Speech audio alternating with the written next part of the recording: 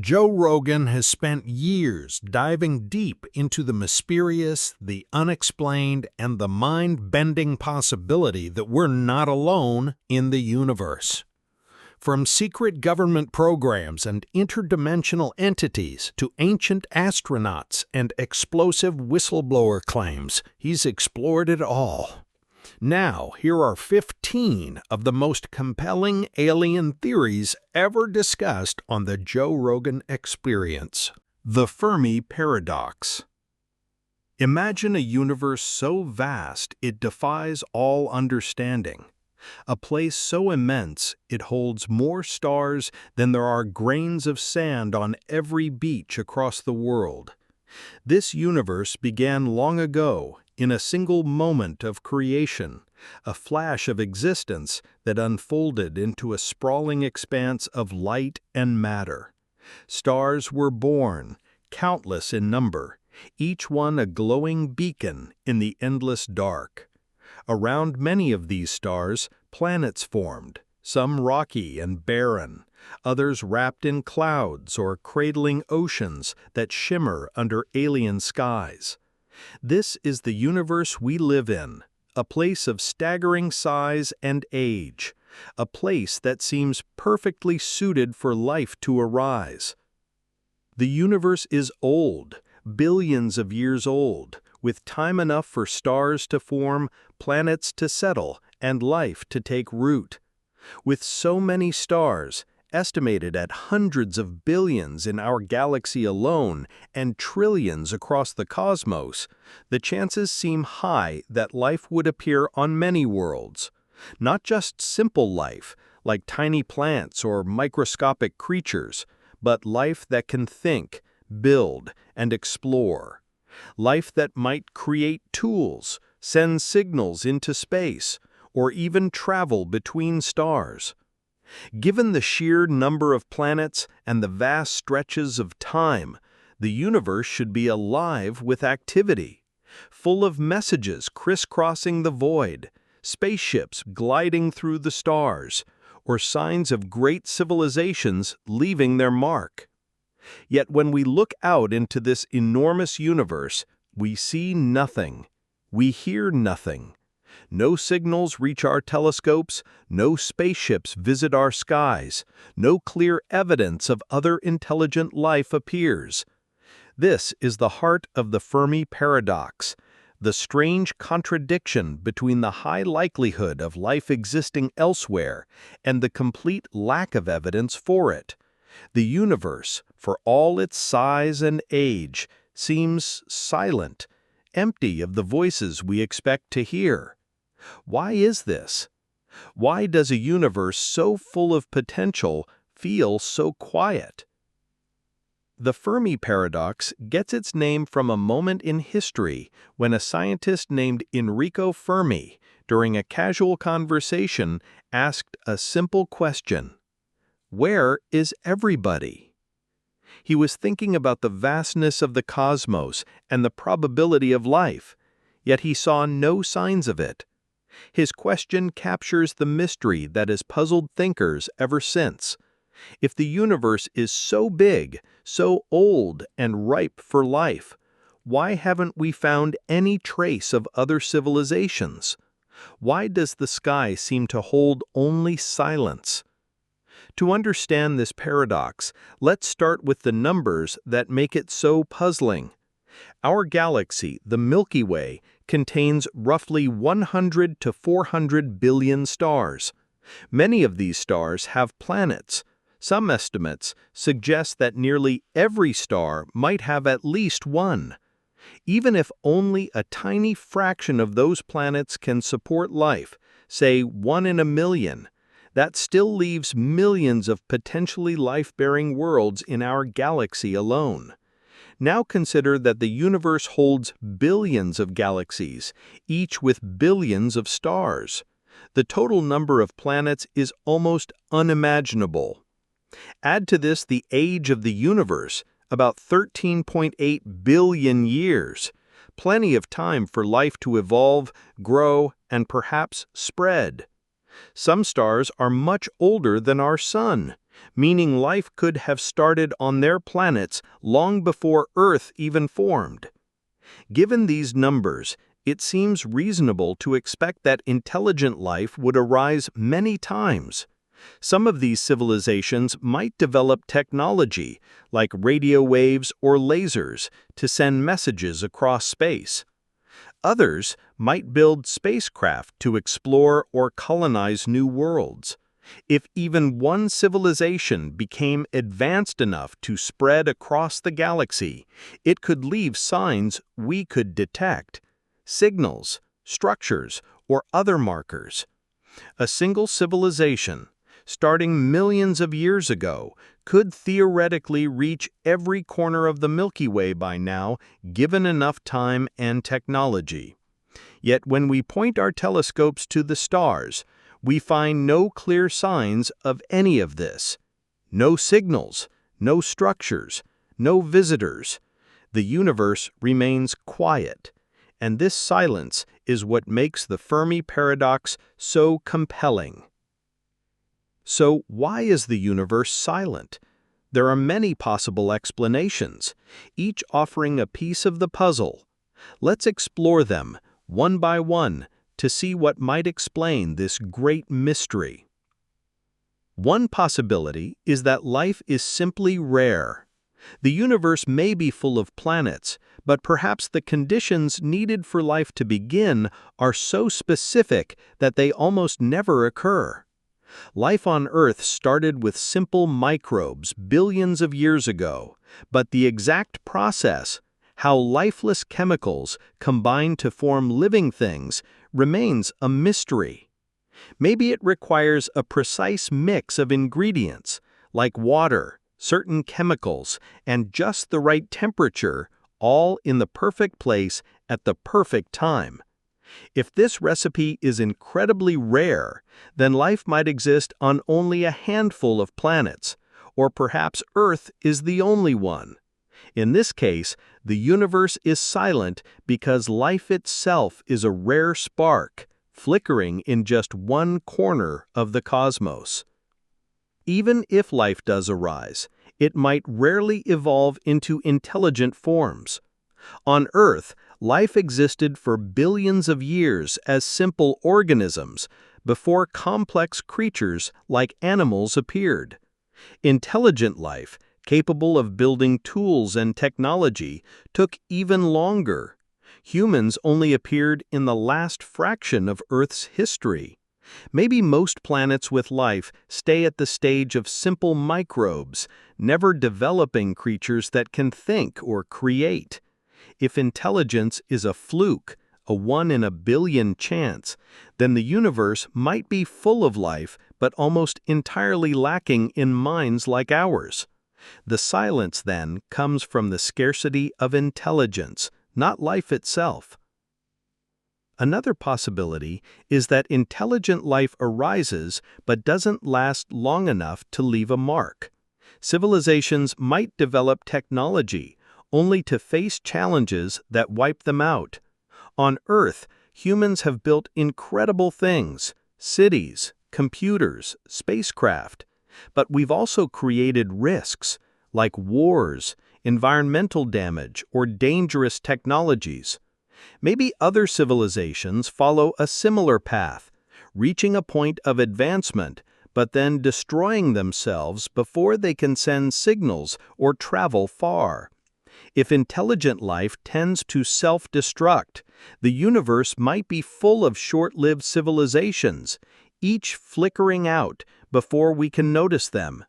The silence could be the echo of countless brief sparks, gone too soon. It's also possible that intelligent life exists but doesn't use the technologies we expect. Humans have been sending radio signals into space for only about a century, a tiny moment in cosmic time.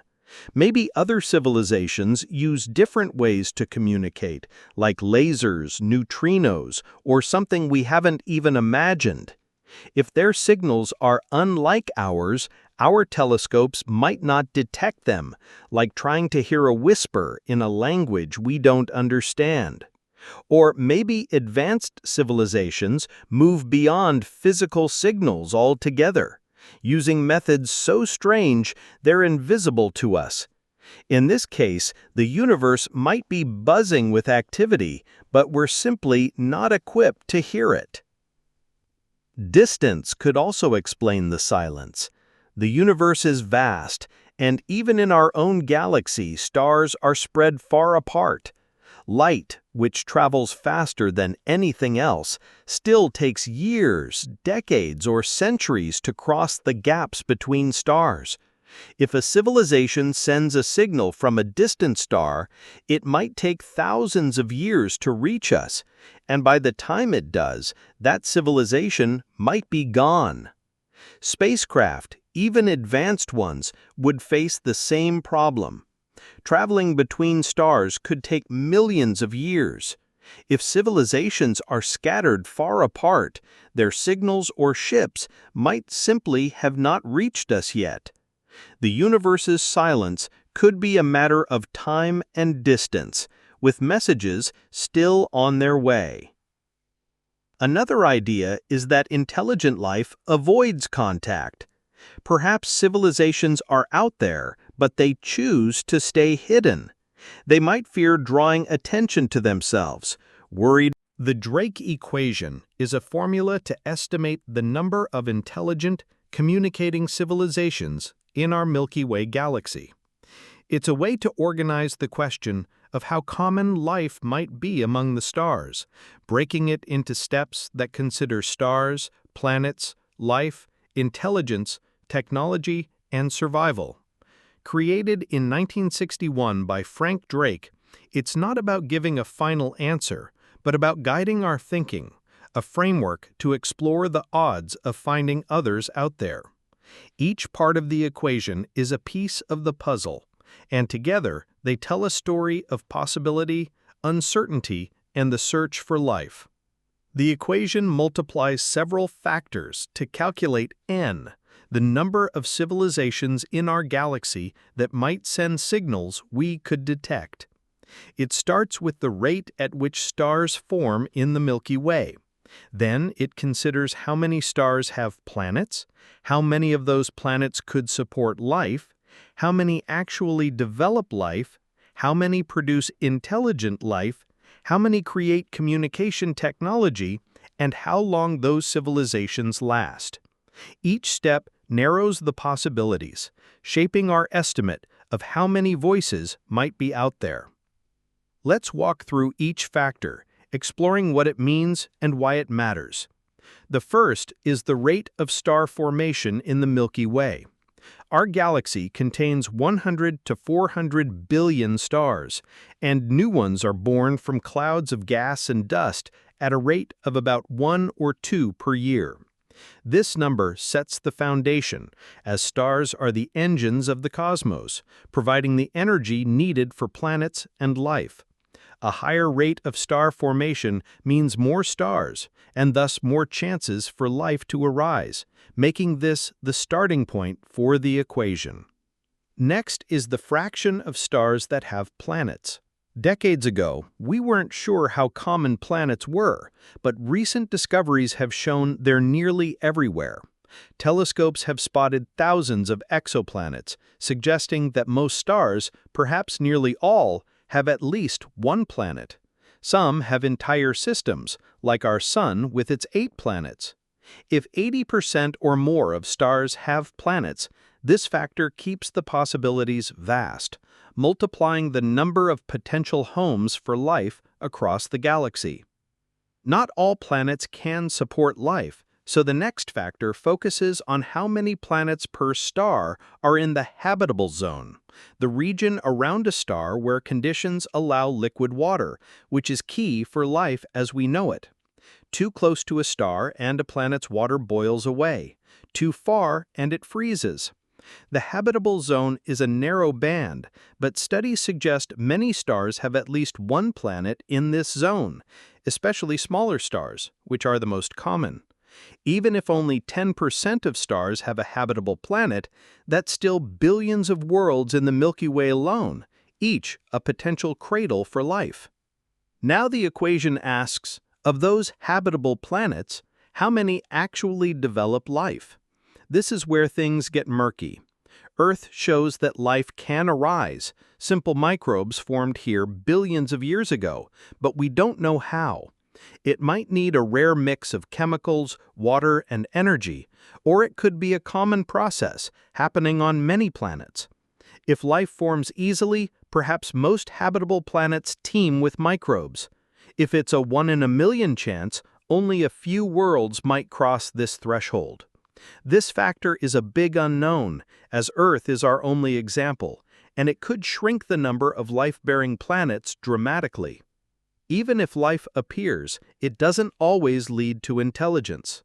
The next factor considers how many life-bearing planets develop intelligent creatures, ones that can think, solve problems, and build societies. On Earth, life existed for billions of years as simple organisms before complex animals evolved, and humans, with our intelligence, appeared only recently. Intelligence might require specific conditions, like environmental challenges or evolutionary competition. If intelligence is rare, only a tiny fraction of planets with life might produce thinking beings. This step narrows the possibilities further, as not every living world becomes a thinking one.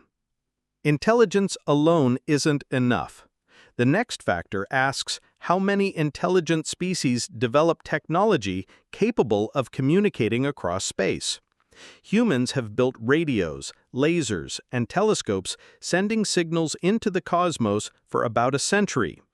But an intelligent species might never invent such tools, perhaps living without technology or using methods we can't imagine.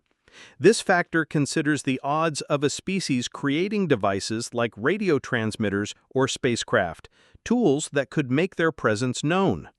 If this step is uncommon, the number of detectable civilizations drops, as intelligence doesn't always mean communication. The final factor is the lifespan of those technological civilizations. Even if a civilization develops the ability to send signals, how long does it last? Civilizations might face threats, wars, environmental collapse, or cosmic disasters like asteroids that end their existence quickly. On Earth, we've been broadcasting signals for about 100 years, a tiny moment in the galaxy's history. If civilizations last only a few hundred or thousand years, their signals might not overlap with our brief window of listening. A long lifespan increases the chances of detection, while a short one makes the galaxy feel empty, even if civilizations are common. Multiplying these factors together, the rate of star formation, the fraction of stars that have planets, the number of habitable planets per star, the odds of life emerging, the odds of intelligence developing, the odds of technology arising, and the lifespan of civilizations gives an estimate of how many communicating civilizations exist in the Milky Way right now. This number, n, is the Drake equation's goal, a way to guess how many others might be out there, sending signals we could hear. The challenge is that many of these factors are guesses. We have good data on star formation and planets, thanks to telescopes like Kepler and the James Webb Telescope, which suggest planets are common and habitable zones widespread. But the odds of life, intelligence, and technology and survival are mysteries. Earth is our only data point, so scientists use a range of estimates. Optimists might say life is common, intelligent frequent, and civilizations long-lived, leading to thousands or millions of civilizations. Pessimists might argue that life is rare, intelligence rarer, or civilizations short-lived, suggesting we're alone, or nearly so. The equation's flexibility lets it produce wildly different results, from a galaxy teeming with life to one with just us. This uncertainty ties the Drake equation to the Fermi Paradox, the question of why we see no signs of intelligent life despite the universe's size and age. The Fermi Paradox points out the silence, no signals, no spaceships, no evidence of civilizations, while the equation tries to estimate how many civilizations should exist. If the equation's result is a large number, the paradox becomes sharper. Why don't we see them? If it's a small number, the silence makes sense. Each factor in the equation offers a possible explanation for the paradox, a reason the galaxy might seem quiet. Consider the factor for life emerging. If it's incredibly rare, say 1 in a billion habitable planets, the galaxy might have a few living worlds, explaining the lack of signals. If life is common, but intelligence is rare, perhaps only a handful of planets produce thinking beings, reducing the chances of contact. If intelligence is common, but technology is not, civilizations might exist without ever sending signals we can detect. And if civilizations are short-lived, their brief existence might not overlap with ours, making their signals hard to catch. The lifespan factor is especially critical. If civilizations last only a few hundred years, the galaxy could have hosted millions over billions of years, but few or none might exist now. This idea, sometimes called the Great Filter, suggests a barrier, perhaps the rise of life, intelligence, or survival, that stops most civilizations from lasting long or spreading far. The filter could be behind us, meaning Earth passed a rare hurdle, or ahead, suggesting humanity faces challenges that could end our signal-sending days. The Drake equation shows how sensitive the outcome is to these factors, where a small change can turn a crowded galaxy into a lonely one. The equation also highlights why finding civilizations is hard. Our search, like the SETI program, focuses on radio signals or light pulses, but civilizations might use other methods, neutrinos, gravity waves, or something we haven't imagined. Their signals might be too weak, lost in the vast distances between stars, which can take years or centuries for light to cross. Or civilizations might be deliberately silent. The Dark Forest Theory, a tale of silence and caution in the cosmos. The universe is vast, a sprawling expanse filled with billions of galaxies, each containing billions of stars, many orbited by planets that could potentially harbor life. With so many worlds and so much time, billions of years since the cosmos began, it seems likely that intelligent civilizations have arisen somewhere, perhaps sending signals or exploring the stars. Yet, when we look out into this immense galaxy, we see no signs of them, no signals, no ships, no evidence of alien societies. This silence, known as the Fermi Paradox, raises a profound question. Where is everybody? The Dark Forest Theory offers a chilling answer, suggesting that the universe is not empty, but rather a place where civilizations hide, silent and cautious, out of fear for their survival. The Dark Forest Theory is a hypothesis about why we haven't detected intelligent life, proposing that the galaxy is like a dark forest, where every civilization is a hunter, wary of revealing its presence. In this forest, survival depends on staying hidden, as any signal or sign of existence could attract a threat, a more advanced or hostile civilization ready to strike. The theory argues that intelligent societies choose silence, avoiding communication or exploration to protect themselves, which explains the lack of evidence for alien life. It's a story of caution, suspicion, and the harsh realities of survival in a cosmos where trust is dangerous. The theory draws its name from the metaphor of a forest at night, where creatures move quietly, aware that any sound, a snapped twig, a rustle of leaves, could draw the attention of a predator. In the galaxy, civilizations are like these creatures, aware that broadcasting their existence through radio signals or interstellar probes might alert others whose intentions are unknown. The safest choice, the theory suggests, is to stay quiet, to hide in the shadows of the cosmic forest, observing but never revealing itself. The theory emerged from science fiction, most notably in Louis Cichan's novel The Three-Body Problem, published in 2008. In the book, the theory is presented as a solution to the Fermi Paradox, a way to explain why a universe that should be teeming with life appears silent.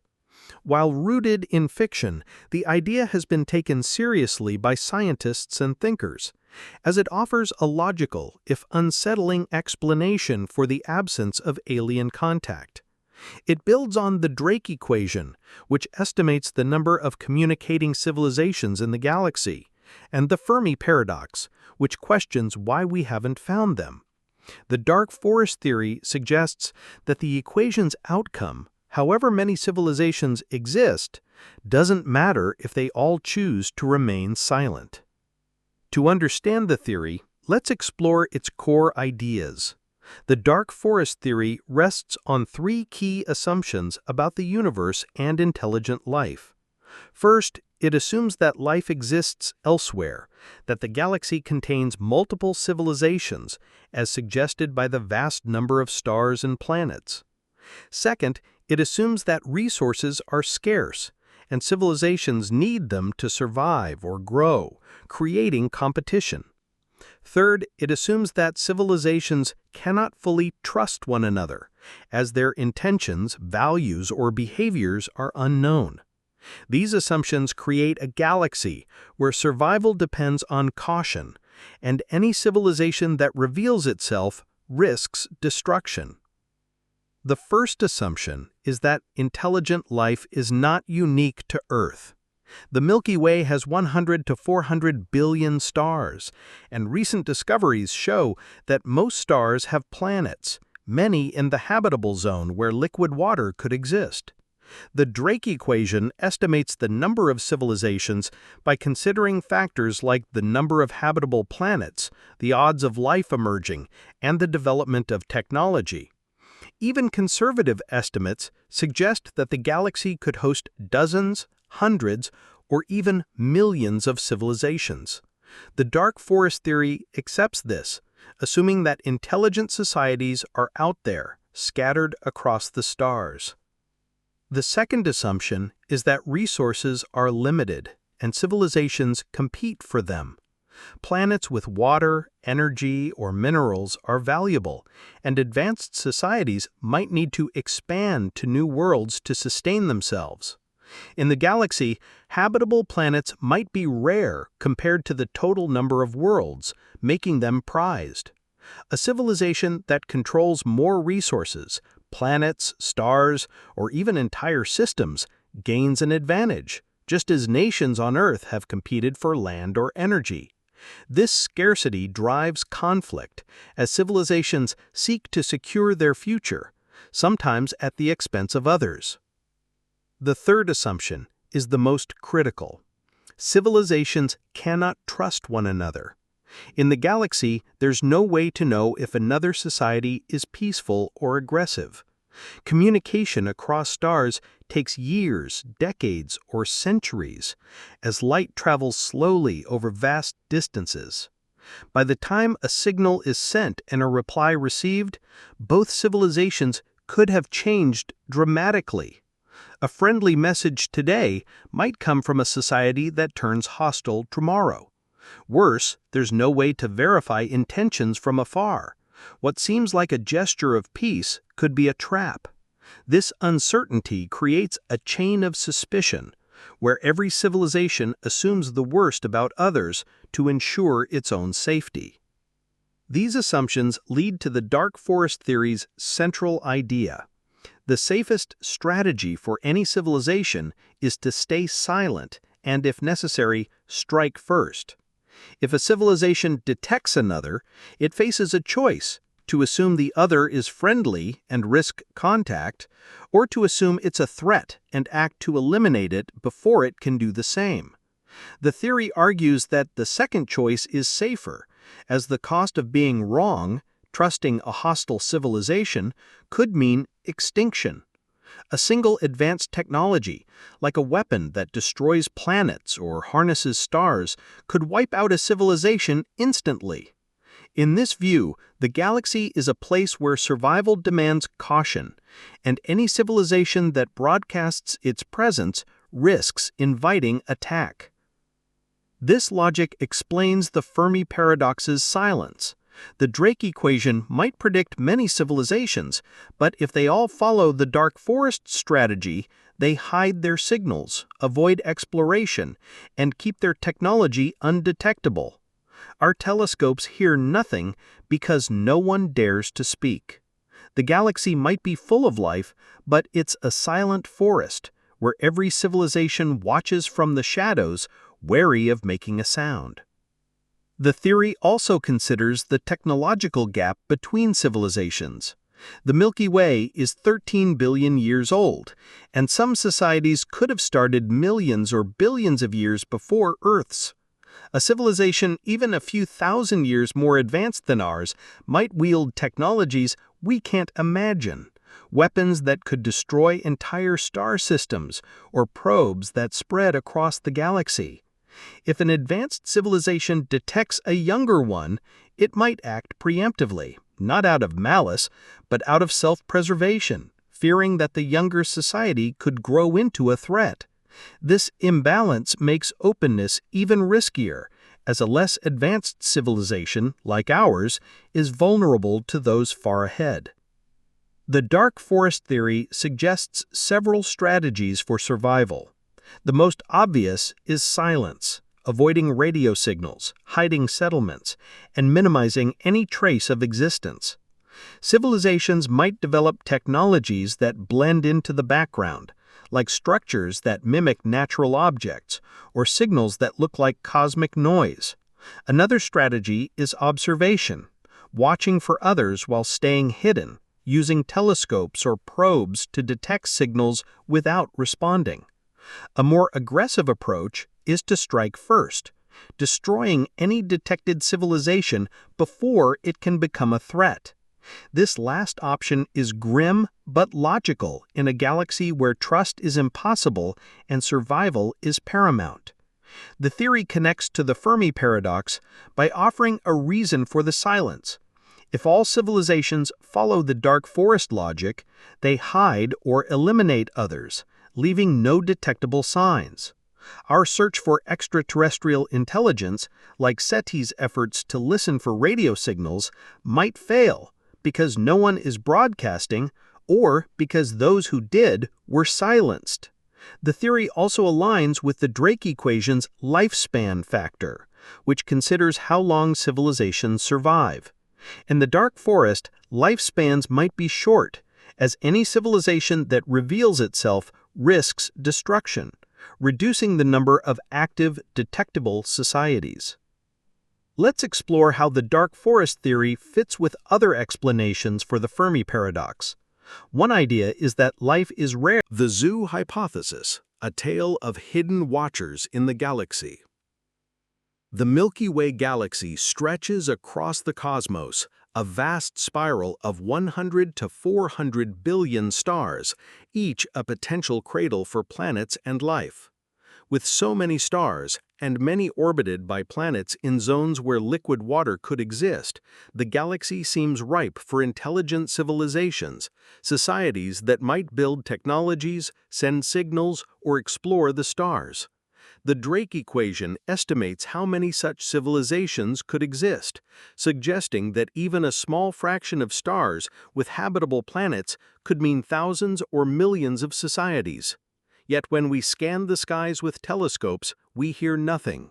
No radio signals, no signs of spacecraft, no evidence of alien presence. This silence, known as the Fermi Paradox, asks why a galaxy so full of potential appears empty. The Zoo Hypothesis offers an intriguing answer. Intelligent civilizations are out there, but they deliberately avoid contact, watching us from afar as if Earth were part of a cosmic zoo, observed but untouched. The zoo hypothesis suggests that advanced civilizations exist in the galaxy, but choose to remain hidden, observing younger societies like ours without interfering. It likens the galaxy to a zoo or nature preserve, where Earth is an exhibit and advanced aliens are the keepers or visitors, watching humanity's development while staying out of sight. These civilizations might have the technology to contact us or visit, but they follow a policy of non-interference, perhaps for ethical, scientific, or practical reasons. This deliberate silence explains why we detect no signals or signs despite the galaxy's potential for life. The hypothesis is a story of restraint, observation, and the possibility that we're part of a larger galactic experiment unaware of the eyes watching from beyond. The idea emerged in 1973, proposed by astronomer John Ball, who suggested that extraterrestrial societies might treat Earth as a protected zone, avoiding contact to preserve our natural development. It draws inspiration from science fiction, like the Prime Directive in Star Trek, where advanced civilizations avoid interfering with less developed ones. The zoo hypothesis is a response to the Fermi Paradox, offering a reason for the galaxy's silence that doesn't require life to be rare or civilizations to be short-lived. It assumes the Drake equation's estimate of many civilizations is correct, but proposes they hide their presence, making the galaxy seem quiet. The zoo hypothesis rests on several key ideas. First, it assumes intelligent life is common, with many civilizations scattered across the Milky Way, as predicted by optimistic estimates of the Drake equation. Second, it assumes these civilizations are far more advanced than humanity, with technologies that allow them to observe us without detection. Third, it assumes they share a rule or agreement, perhaps a galactic code, not to interfere with less advanced societies like ours. This non-interference could stem from ethics, curiosity, or self-interest, but it keeps them silent and invisible, explaining the lack of contact. Let's explore the hypothesis by examining its core concepts. The first idea is that intelligent civilizations are numerous. The Drake equation calculates the number of communicating civilizations by considering factors like the number of stars, the fraction with planets, the odds of life emerging, and the lifespan of technological societies. If even a small percentage of the galaxy's billions of stars have habitable planets with intelligent life, there could be dozens, thousands, or millions of societies. The zoo hypothesis accepts this, positing that the galaxy is rich with advanced civilizations, many far older than humanity, given the Milky Way's 13 billion-year age. The second idea is that these civilizations are technologically superior. Humanity has been using radio signals for about a century and has only sent probes to nearby planets. An advanced civilization, perhaps millions of years older than humanity, could have technologies we can't imagine. Telescopes that see Earth in detail, probes that hide in our solar system, or communication methods beyond radio, like lasers or quantum signals. This technological gap allows them to observe us without detection, like scientists watching animals through one-way glass. They might monitor our broadcasts, study our atmosphere, or even visit discreetly, leaving no trace we can recognize. The third idea is the principle of non-interference. The zoo hypothesis suggests that advanced civilizations follow a rule to avoid contact with younger societies like ours, much like how humans protect endangered species or indigenous cultures on Earth. This could be for ethical reasons, believing that interfering disrupts our natural evolution, like spoiling a scientific experiment. Alternatively, they might avoid contact for scientific reasons, wanting to study us as we develop without their influence altering our path. Or it could be practical. Contact might cause chaos, conflict, or dependency, harming both us and them. Whatever the reason, this rule keeps them silent, ensuring we remain unaware of their presence. The zoo hypothesis explains the Fermi paradox by suggesting that the galaxy's silence is intentional.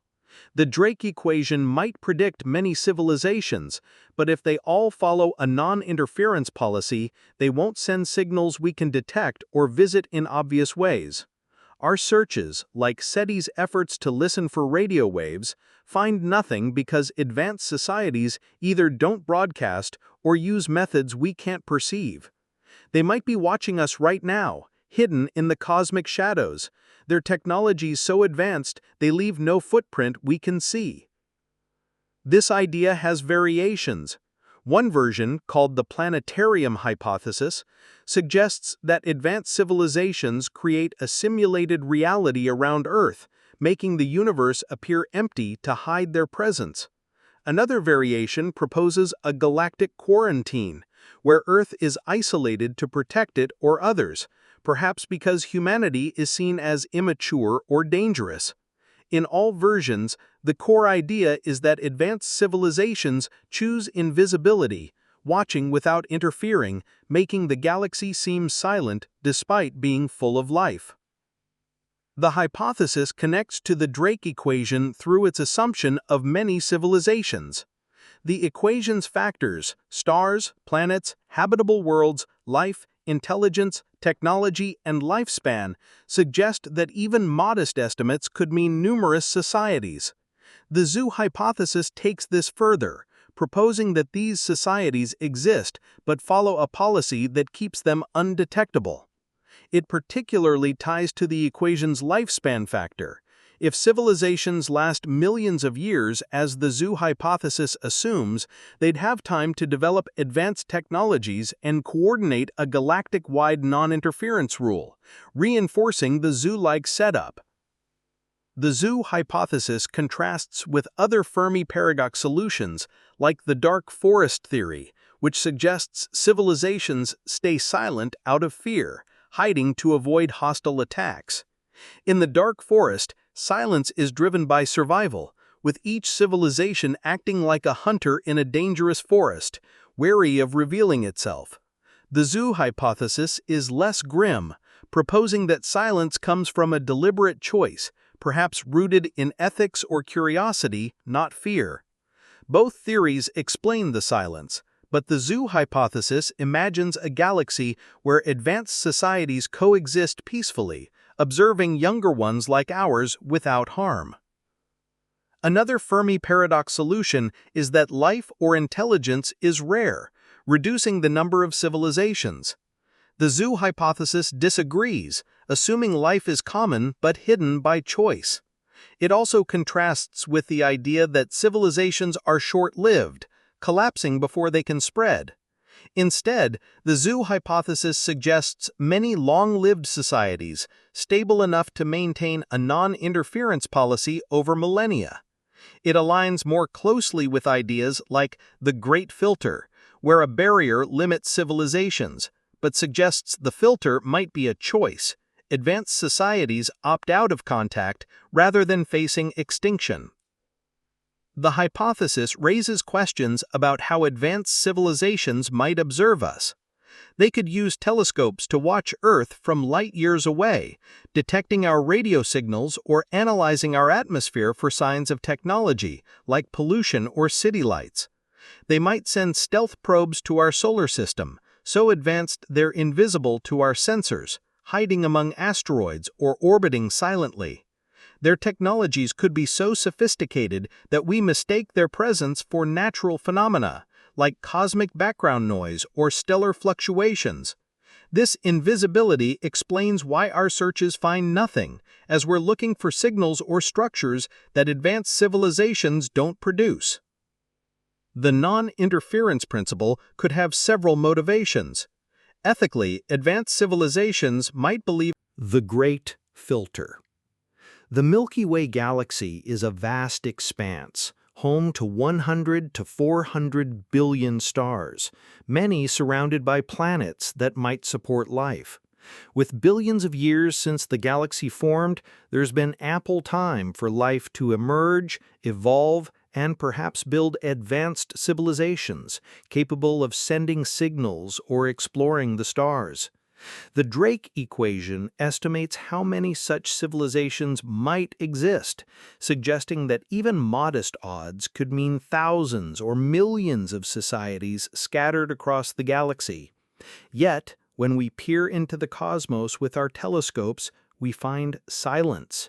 No radio signals, no spacecraft, no clear signs of intelligent life.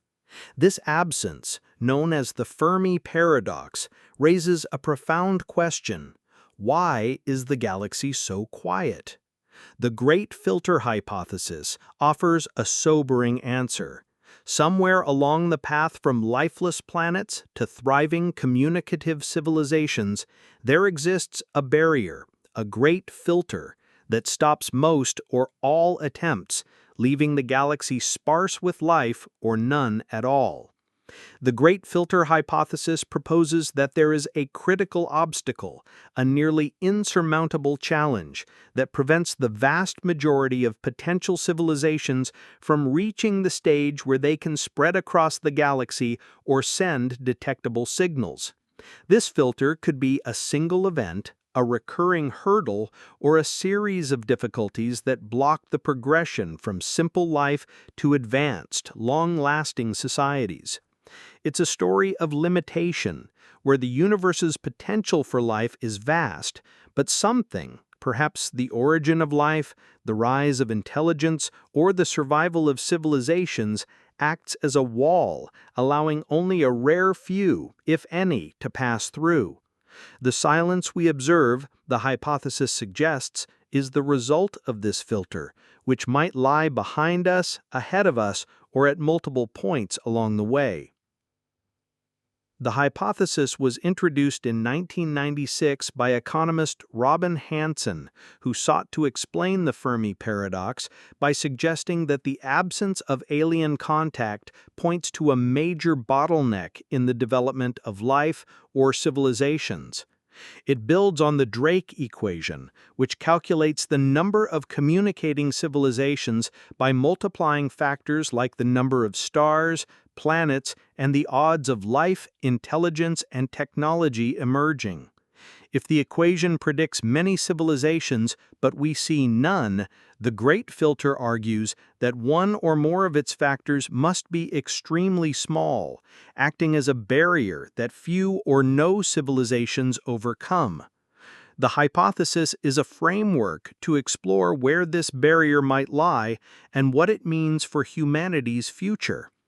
The Great Filter works by examining the steps needed for a civilization to become detectable. Steps like the formation of habitable planets, the emergence of life, the evolution of intelligence, the development of technology, and the survival of civilizations over long periods. Each step is a potential filter, a point where the odds are so low that most attempts fail. The hypothesis asks, which step or steps is the hardest? Is the filter behind us, meaning humanity has already passed it, or ahead, suggesting we face a challenge that could end our journey? Or is it a series of filters, each narrowing the path further? The answer shapes whether the galaxy is empty because life rarely begins, rarely advances, or rarely endures. Let's explore the Great Filter by looking at the stages where it might occur, starting with the earliest steps and moving toward the future. The first possible filter is the formation of habitable planets. The Milky Way has billions of stars, and recent discoveries show that most have planets, many in the habitable zone, where liquid water can exist. This zone is the region around a star where temperatures allow water to remain liquid, a key ingredient for life as we know it. However, forming a planet with the right conditions, stable climate, protective magnetic field, and the right mix of chemicals might be rare.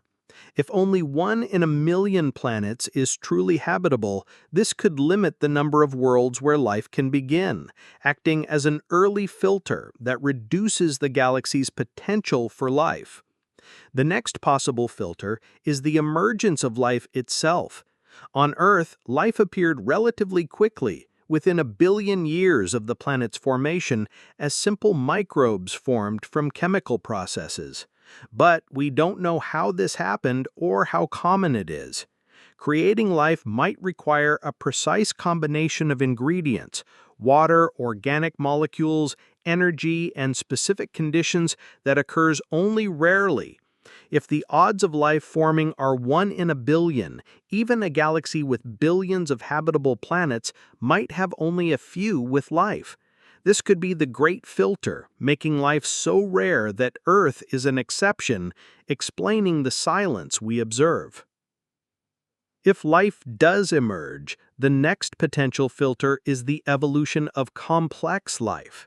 On Earth, life remained as simple microbes for billions of years before multicellular organisms appeared. This leap required specific conditions, like rising oxygen levels or environmental changes, which might be uncommon. If most planets with life stay at the microbial stage, never developing plants, animals, or other complex forms, this could be the filter. The galaxy might be full of worlds teeming with simple life, but lacking the complexity needed for intelligence, keeping it silent. The rise of intelligent life is another possible filter.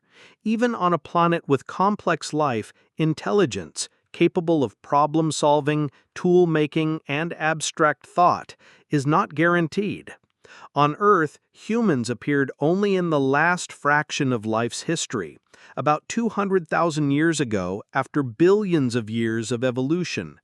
Intelligence might require rare evolutionary pressures, like competition or environmental shifts.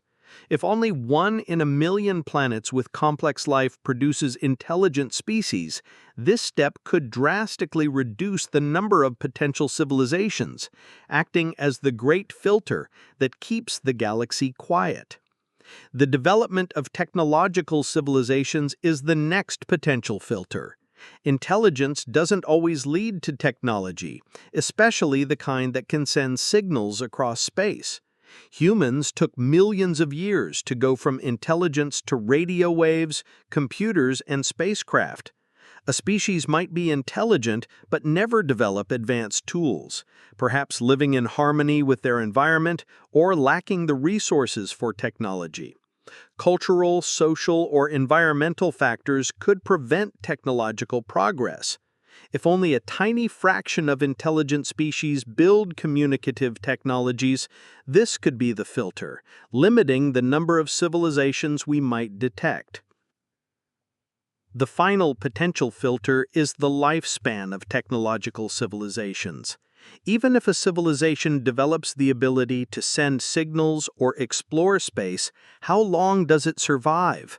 Civilizations might face existential risks: wars, environmental collapse, resource depletion, or self-inflicted disasters. On Earth, humanity has been broadcasting radio signals for about a century, a mere moment in cosmic time. If most civilizations last only a few hundred or thousand years before collapsing, their signals might not overlap with our brief window of listening.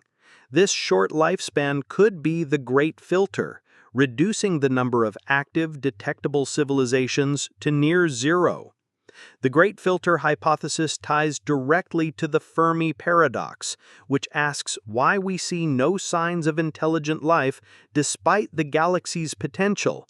The Drake equation estimates the number of communicating civilizations by multiplying factors like the number of habitable planets, the odds of life, intelligence, technology, and lifespan. If any of these factors is extremely small, the result is a low number of civilizations, explaining the silence. The Great Filter identifies which factor or factors acts as the bottleneck, making the galaxy appear empty even if life starts frequently. The hypothesis raises a critical question: where is the filter? If it's behind us, say in the emergence of life, humanity has already passed it, suggesting we're a rare success in a galaxy where few worlds reach this stage. This is an optimistic view, as it implies we've overcome the hardest hurdles and could go on to become a long-lived, star-faring civilization. However, if the filter is ahead, perhaps in the survival of technological civilizations, humanity faces a daunting challenge that could end our existence, just as it may have ended others. This is a more sobering possibility, suggesting the silence is due to civilizations failing to endure. Multiple filters could also exist, each reducing the odds further. For example, life. The Rare Earth Hypothesis, a tale of a singular world. The Milky Way galaxy is a vast spiral, swirling with 100 to 400 billion stars, many orbited by planets that might, at first glance, seem capable of supporting life. With billions of years since the galaxy's formation, there's been ample time for life to emerge, evolve into intelligent forms, and perhaps build civilizations that send signals or explore the stars. The Drake equation estimates how many such civilizations might exist, suggesting that even modest odds could yield thousands or millions of societies across the galaxy. Yet when we scan the cosmos with telescopes, we find only silence, no radio signals, no spacecraft, no undeniable signs of intelligent life. This absence, known as the Fermi Paradox, prompts a profound question: why is the galaxy so quiet? The Rare Earth Hypothesis offers a compelling answer. Intelligent life, capable of communication or exploration, is extraordinarily rare, perhaps existing only on Earth, because the conditions needed for it are so specific that they almost never occur elsewhere. The Rare Earth Hypothesis proposes that while simple life, like microbes, might be common in the universe, complex life, animals, plants, or intelligent beings, is exceptionally rare due to a unique combination of factors that Earth happens to possess. These factors include a planet's precise location, its star's characteristics, and a series of fortunate events that make advanced life possible. The hypothesis suggests that the galaxy may be filled with planets, but very few, if any, meet the stringent requirements for complex or intelligent life. This rarity explains the Fermi Paradox's silence. The galaxy is quiet because intelligent civilizations are scarce or non-existent beyond Earth. It's a story of cosmic uniqueness, where Earth stands as a singular exception in a universe of countless worlds. The hypothesis was formalized in 2000 by scientists Peter Ward and Donald Brownlee in their book Rare Earth: Why Complex Life is Uncommon in the Universe. They argued that while microbial life might arise on many planets, the leap to complex, intelligent life requires such a precise set of conditions that Earth might be one of the only places where it has happened. The Rare Earth Hypothesis builds on the Drake equation, which estimates the number of communicating civilizations, by suggesting that several of its factors, particularly those involving the emergence and evolution of complex life, are so improbable that the final number is close to zero. It's a response to the Fermi Paradox, proposing that the galaxy's silence is not due to hidden or short-lived civilizations, but because intelligent life rarely, if ever, arises. The Rare Earth Hypothesis focuses on the specific conditions needed for complex life, breaking them into a series of requirements that narrow the possibilities step by step. Let's explore these conditions, each a piece of the puzzle, to understand why Earth might be a cosmic outlier and why the galaxy appears silent. The first condition is a planet in the habitable zone of its star, often called the Goldilocks zone, where temperatures allow liquid water to exist. Water is essential for life as we know it, enabling chemical reactions that form living organisms.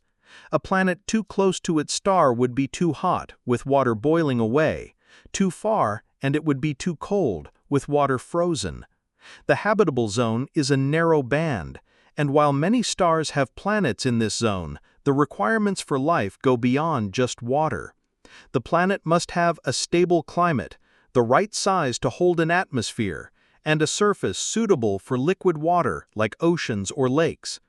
Earth's position in the Sun's habitable zone, with its oceans and stable environment, is a starting point, but this alone isn't enough to make it rare. The type of star matters greatly. Not all stars are suitable for life. Massive stars burn brightly but live only a few million years, too short for life to evolve. Smaller stars, like red dwarfs, are more common and live for tens of billions of years, but they often flare violently, bathing their planets in radiation that could strip atmospheres or sterilize surfaces. The Sun, a medium-sized star, is stable, long-lived, about 10 billion years, and produces steady energy, creating a consistent environment for life. The rare Earth hypothesis suggests that only a small fraction of stars, perhaps 5 to 20%, are like the Sun, with the right size and stability to support planets where complex life can develop. This narrows the number of suitable stars significantly. A planet's location in the galaxy is another critical factor. The Milky Way has regions that are hostile to life. Near the galaxy's center, stars are densely packed, increasing the risk of supernovae, massive stellar explosions that release radiation capable of wiping out life on nearby planets.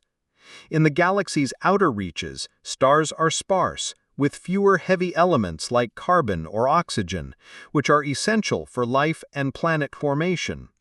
Earth orbits the Sun in a galactic habitable zone, a region far enough from the center to avoid deadly radiation, but close enough to have abundant heavy elements. This zone might encompass only a small portion of the galaxy, further limiting the number of planets suitable for life. The planet itself must have specific features. Earth's size is just right, large enough to hold an atmosphere, but not so large that it becomes a gas giant with crushing gravity. It has a magnetic field generated by its molten core, which shields the atmosphere from solar and cosmic radiation. Without this shield, Earth's atmosphere could erode as happened on Mars, making life unsustainable. A stable crust with plate tectonics also plays a role. Tectonics recycles nutrients, regulates climate, and creates diverse environments like mountains and oceans, which may drive evolution. Few planets might have this exact combination of size, magnetic field, and geological activity, making Earth-like worlds rarer still. Another key factor is the presence of a large moon. Earth's moon, unusually large for a planet of our size, stabilizes our axial tilt, keeping seasons and climate consistent over millions of years. Without the moon, Earth's tilt could wobble dramatically, causing extreme climate swings that might prevent complex life from evolving. The moon likely formed from a rare collision between Earth and a Mars-sized body early in its history, an event that may be uncommon among planets. This makes Earth's stable environment a potential rarity, another hurdle for complex life elsewhere. The timing of events in a planet's history is also crucial. On Earth, life appeared within 1 billion years, but complex life, animals and plants, took billions more to evolve. Specific events like the rise of oxygen from photosynthetic microbes were necessary for complex organisms. These events required precise conditions, like the right atmospheric chemistry or environmental triggers. If such events are rare or need to happen in a specific sequence, most planets with life might remain at the microbial stage, never reaching the complexity needed for intelligence. The rare Earth hypothesis argues that this step is a major barrier, making worlds with animals or intelligent beings exceptionally scarce. The evolution of intelligence is another potential bottleneck. On Earth, intelligence, capable of abstract thought, tool-making, and communication, emerged only recently, with humans appearing about 200,000 years ago after billions of years of life. Intelligence may require specific evolutionary pressures, like competition, environmental changes, or social behaviors. Many planets with complex life might produce creatures like fish or insects, but never species with human-like intelligence. If intelligence is a fluke, this step drastically reduces the number of civilizations, aligning with the rare Earth hypothesis's claim that intelligent life is rare if ever arises. Even if intelligence arises, developing technology for communication or space exploration is not guaranteed. Humans took millions of years to go from intelligence to radio waves and spacecraft. Cultural, environmental, or resource constraints could prevent a species from reaching this stage. A planet's resources, like metals for technology, or its environment, like an ocean world where fire-based technology is impossible, might limit progress. The rare Earth hypothesis suggests that the leap to technological civilizations is another rare step, further narrowing the odds of detectable societies. The lifespan of civilizations, a key factor in the Drake equation, also ties to the rare Earth hypothesis. Even if a civilization develops technology, it must survive long enough to send signals or explore the stars. Risks like war, environmental collapse, or cosmic disasters could end civilizations quickly. If most civilizations last for a few hundred years, as humans have with the simulation hypothesis, a tale of a constructed cosmos. The universe is an immense expanse filled with billions of galaxies, each containing billions of stars and countless planets, many potentially capable of supporting life. The Drake equation estimates that our Milky Way alone could host numerous civilizations, perhaps thousands or millions, capable of sending signals or exploring space. Yet when we scan the cosmos with our telescopes, we detect nothing. No radio waves, no spacecraft, no clear signs of intelligent life. This silence, known as the Fermi Paradox, raises a profound question. Why is the galaxy so quiet?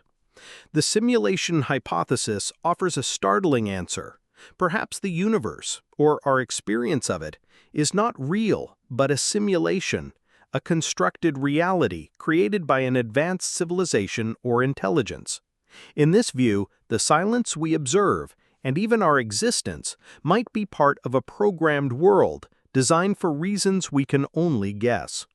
The simulation hypothesis proposes that what we perceive as reality, stars, planets, life, and all, is actually a sophisticated computer simulation, akin to a very advanced video game or virtual reality. This simulation could be run by a civilization far more advanced than ours, using technology so powerful it can mimic an entire universe, with galaxies, laws of physics, and conscious beings like us. The hypothesis suggests that we might be living inside this artificial construct, unaware that our world is not physical, but digital, our lives and experiences coded into a system we cannot see beyond. It's a story of illusion, where the galaxy's silence, the nature of existence, and the search for life are all shaped by the possibility that we're part of a grand simulation. The idea was popularized in 2003 by philosopher Nick Bostrom in his paper, Are You Living in a Computer Simulation? Bostrom didn't invent the concept. Similar ideas appear in philosophy and science fiction, like The Matrix, but he formalized it into a rigorous argument. He proposed that at least one of three scenarios must be true. Civilizations rarely reach the technological level to create simulations. Those that do rarely run simulations of conscious beings, or we are almost certainly living in a simulation. The simulation hypothesis connects to the Fermi Paradox by suggesting that the absence of alien contact might be explained by the artificial nature of our reality, where the simulation's rules or creators limit what we observe. The hypothesis rests on a core argument about advanced civilizations and their technological capabilities. Imagine a civilization that survives long enough to develop technology far beyond ours, computers capable of simulating entire universes, including conscious minds that believe they're real.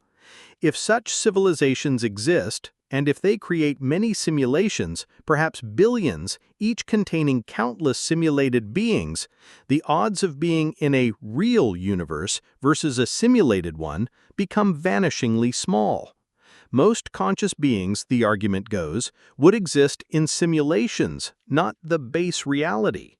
This statistical logic is the heart of the hypothesis, suggesting that our reality is more likely to be artificial than not. Let's explore the simulation hypothesis by breaking down its key ideas. The first premise is that advanced civilizations can develop the technology to create realistic simulations. On Earth, computing power has grown exponentially. Decades ago, computers filled rooms to perform simple calculations. Today, they render complex virtual worlds in video games. If this progress continues, future humans or aliens might build computers capable of simulating entire planets, galaxies, or universes, with physical laws and conscious inhabitants who don't know they're simulated. This technology would require immense computational resources, but a civilization millions of years ahead of us could plausibly achieve it, perhaps using the energy of stars or quantum computing. The second premise is that advanced civilizations would want to run such simulations. They might create them for research, to study the evolution of life, societies, or universes under different conditions, like scientists running experiments. Other reasons could include entertainment, like a cosmic version of a video game, or preservation, simulating past societies or ancestors.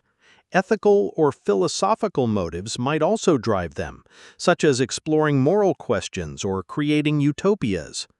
If even one civilization runs many simulations, the number of simulated realities could vastly outnumber the single base reality, increasing the odds that we're in one. The third premise is that simulated beings, like us, wouldn't easily know they're in a simulation. A well-designed simulation would mimic reality perfectly, with consistent physical laws, stars, and planets that seem real. Our senses, thoughts, and experiences could all be part of the program, coded to feel authentic. Glitches or flaws might reveal the simulation, but an advanced system could minimize these, leaving us unaware. This premise suggests that our perception of the universe, including the Fermi Paradox's silence, might be shaped by the simulation's design, not a physical reality. The simulation hypothesis connects to the Fermi Paradox by offering a unique explanation for the galaxy's silence. If we're in a simulation, the creators could set rules that limit what we observe. They might simulate a universe with only one intelligent species, us, to study how a solitary civilization develops. This would explain the lack of signals or visits, as no other civilizations exist in our simulated reality. Alternatively, the simulation might include other civilizations, but their signals are blocked or their presence is obscured to maintain the experiment's integrity. For example, the simulation could be designed to test how humanity behaves in isolation, with the silence being a deliberate feature. Another possibility is that the simulation is limited in scope. Creating an entire universe with billions of galaxies might be computationally expensive, even for an advanced civilization. Instead, the creators might simulate only our solar system or a small portion of the galaxy, with the rest as a backdrop, like a stage set that looks vast but lacks detail beyond our view.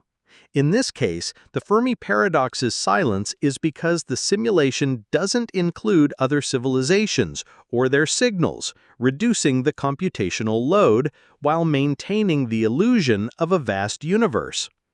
The simulation hypothesis also considers the nature of advanced civilizations.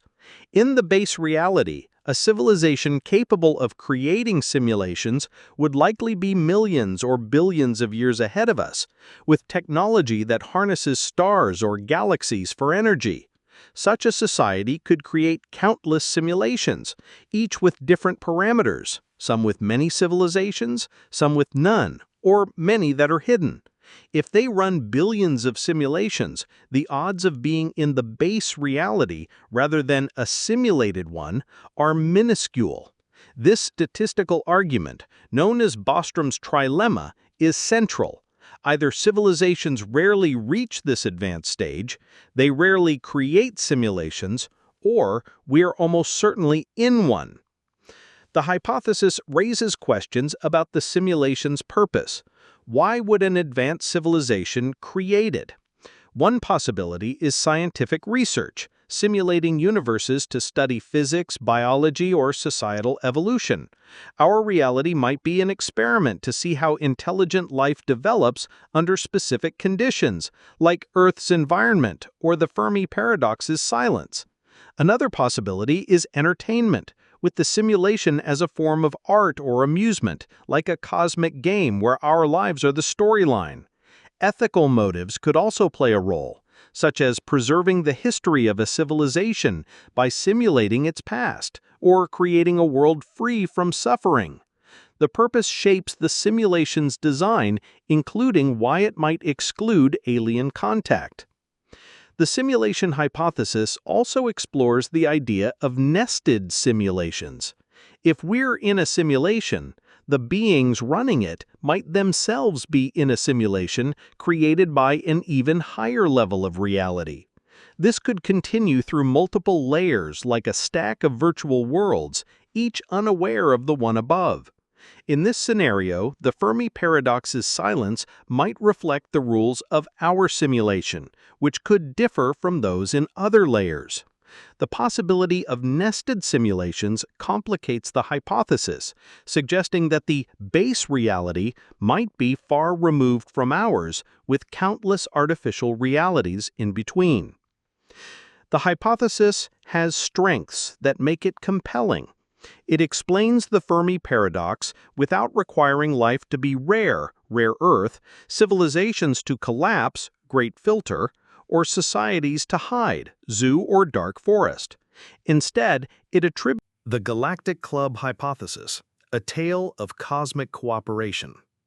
The Milky Way galaxy is a vast spiral, teeming with 100 to 400 billion stars, many orbited by planets that could potentially harbor life. With billions of years since the galaxy formed, there's been ample time for life to emerge, evolve into intelligent forms, and perhaps build civilizations capable of sending signals or traveling across the stars. The Drake equation estimates the number of such civilizations, suggesting that even conservative odds could yield thousands or millions of societies scattered across the galaxy. Yet, when we point our telescopes to the cosmos, we detect nothing. No radio signals, no spacecraft, no clear evidence of intelligent life. This silence, known as the Fermi Paradox, raises a profound question. Why is the galaxy so quiet? The Galactic Club hypothesis offers an optimistic answer. Intelligent civilizations exist, but they form a cooperative network, a kind of galactic club that communicates and operates in ways we can't detect yet, possibly excluding us until we're ready to join. The Galactic Club hypothesis proposes that advanced civilizations in the Milky Way have formed a coordinated, interconnected community, a kind of cosmic alliance where societies share knowledge, resources, or goals while adhering to collective rules.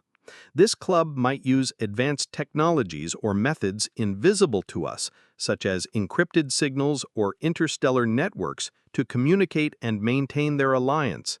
Earth, as a young civilization, may not yet be a member, either because we haven't reached the technological or ethical threshold required, or because the club deliberately avoids contact to protect or observe us.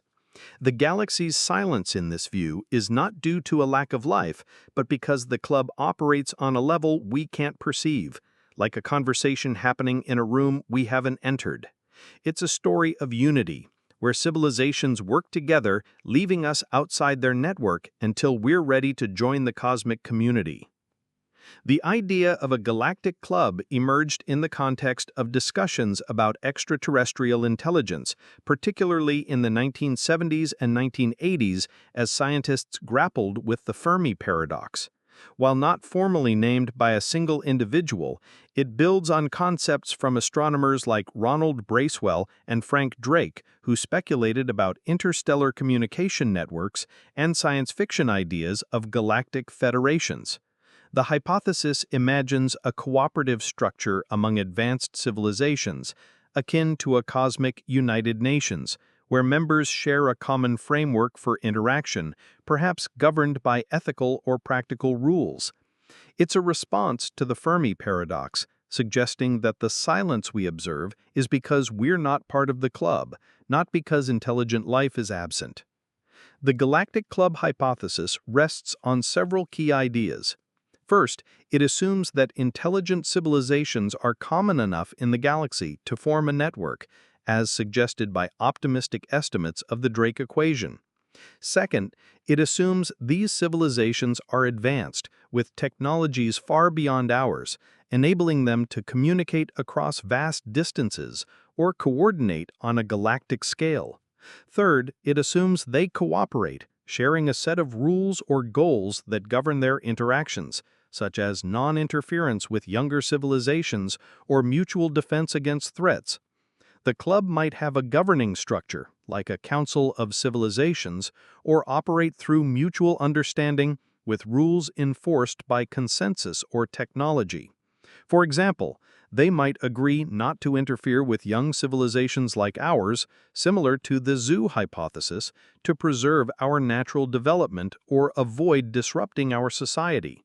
This cooperation assumes a level of trust and coordination far beyond humanity's current capabilities, suggesting a galaxy where advanced societies work together rather than compete. The final assumption is that Earth is not yet part of the Galactic Club.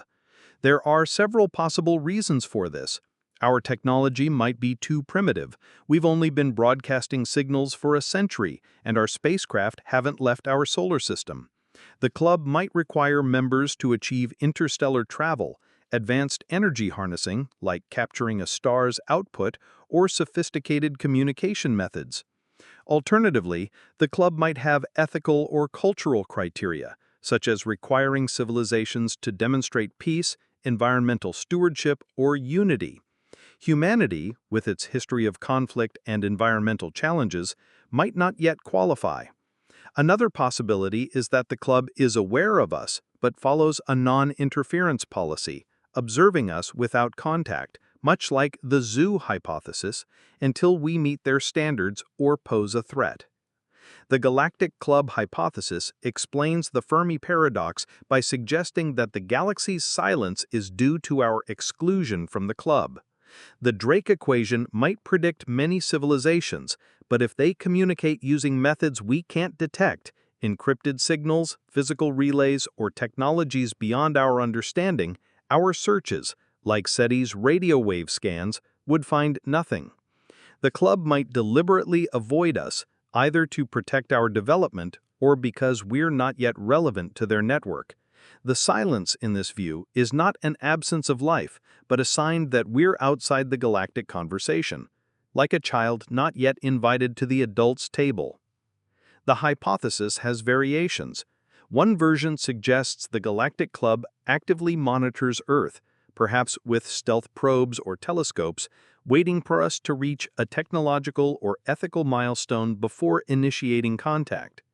Another posits a hierarchical club, where older, more advanced civilizations lead, while younger ones, like potential future humans, join as junior members. A darker variation suggests the club enforces its rules strictly, perhaps neutralizing civilizations that threaten its stability, explaining the silence as a controlled galaxy where only approved members thrive. Each variation shares the idea of a cooperative network that shapes the galaxy's dynamics, leaving Earth on the outside for now. The Galactic Club hypothesis connects to the Drake equation through its assumption of many civilizations. The equation's factors, stars, planets, habitable worlds, life, intelligence, technology, and lifespan, suggest that long-lived civilizations increase the likelihood of a network forming. If civilizations survive for millions of years, as the equation's lifespan factor allows, they could develop the technology and coordination needed for a galactic network. The hypothesis assumes optimistic values for the equation's factors, many planets, life, intelligence, and technology, leading to a galaxy rich enough to support a cooperative alliance. The hypothesis also ties to the Fermi Paradox by offering a reason for the silence. Unlike the rare Earth hypothesis, which argues intelligent life is scarce due to unique conditions, the Galactic Club assumes life is common but organized in a way we exclude. The Great Filter hypothesis suggests a barrier stops civilizations from advancing. The Galactic Club posits many civilizations pass this barrier and form a network, but we're not yet included. The zoo hypothesis assumes civilizations hide to observe us. The Galactic Club extends this, suggesting they're not just hiding but actively cooperating in a structured system. The dark forest theory sees silence as a survival tactic driven by fear. The Galactic Club envisions silence as a byproduct of a cooperative, exclusive network, not paranoia. Let's compare the Galactic Club to other Fermi Paradox solutions in more detail. The rare Earth hypothesis claims that Earth's specific conditions, stable star, large moon, plate tectonics, make intelligent life rare. The Galactic Club disagrees, assuming many civilizations exist but operate in a network we can't access. The Great Filter posits a hurdle, like the emergence of life or civilization survival, that few overcome. The Galactic Club suggests many civilizations survive and collaborate, but we're not yet part of their system. The zoo hypothesis sees advanced civilizations watching us silently. The Galactic Club adds that these civilizations form a collective, perhaps with rules that govern their observation. The dark forest assumes civilizations hide to avoid attack. The Galactic Club envisions them cooperating, creating a safe space for members while excluding outsiders like us. The simulation hypothesis, which suggests we're in a computer simulation, offers a different angle. It argues the silence might be programmed, with no real civilizations in our reality. The Galactic Club, by contrast, assumes real civilizations exist in the physical galaxy, forming a network that explains the silence through exclusion rather than artificiality. However, the two could overlap. If we're in a simulation, the Galactic Club might be a programmed feature, with simulated civilizations interacting in ways we can't see. The Galactic Club hypothesis has strengths that make it appealing. It's optimistic, envisioning a galaxy where civilizations cooperate rather than compete or destroy each other, offering a hopeful view of cosmic society. It explains the Fermi Paradox without requiring life to be rare. The Galactic Club hypothesis, a tale of cosmic cooperation. The Milky Way galaxy is a vast spiral, teeming with 100 to 400 billion stars, many orbited by planets that could potentially harbor life. With billions of years since the galaxy formed, there's been ample time for life to emerge, evolve into intelligent forms, and perhaps build civilizations capable of sending signals or traveling across the stars. The Drake equation estimates the number of such civilizations, suggesting that even conservative odds could yield thousands or millions of societies scattered across the galaxy. Yet when we point our telescopes to the cosmos, we detect nothing. No radio signals, no spacecraft, no clear evidence of intelligent life. This silence, known as the Fermi Paradox, raises a profound question. Why is the galaxy so quiet? The Galactic Club hypothesis offers an optimistic answer. Intelligent civilizations exist, but they form a cooperative network, a kind of cosmic alliance where societies share knowledge, resources, or goals while adhering to collective rules. This club might use advanced technologies or methods invisible to us, such as encrypted signals or interstellar networks, to communicate and maintain their alliance. Earth, as a young civilization, may not yet be a member, either because we haven't reached the technological or ethical threshold required, or because the club deliberately avoids contact to protect or observe us. The galaxy's silence, in this view, is not due to a lack of life, but because the club operates on a level we can't perceive, like a conversation happening in a room we haven't entered. It's a story of unity, where civilizations work together, leaving us outside their network until we're ready to join the cosmic community. The idea of a galactic club emerged in the context of discussions about extraterrestrial intelligence, particularly in the 1970s and 1980s, as scientists grappled with the Fermi Paradox. While not formally named by a single individual, it builds on concepts from astronomers like Ronald Bracewell and Frank Drake, who speculated about interstellar communication networks, and science fiction ideas of galactic federations.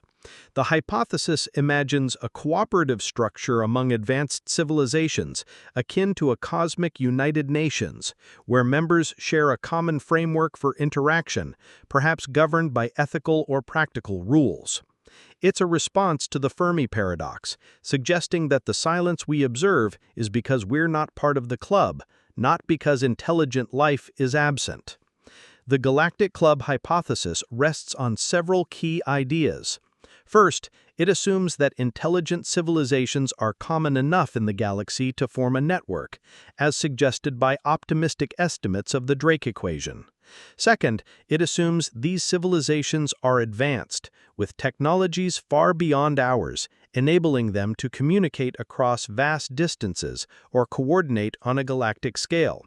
Third, it assumes they cooperate, sharing a set of rules or goals that govern their interactions, such as non-interference with younger civilizations or mutual defense against threats. The club might have a governing structure, like a council of civilizations, or operate through mutual understanding, with rules enforced by consensus or technology. For example, they might agree not to interfere with young civilizations like ours, similar to the zoo hypothesis, to preserve our natural development or avoid disrupting our society.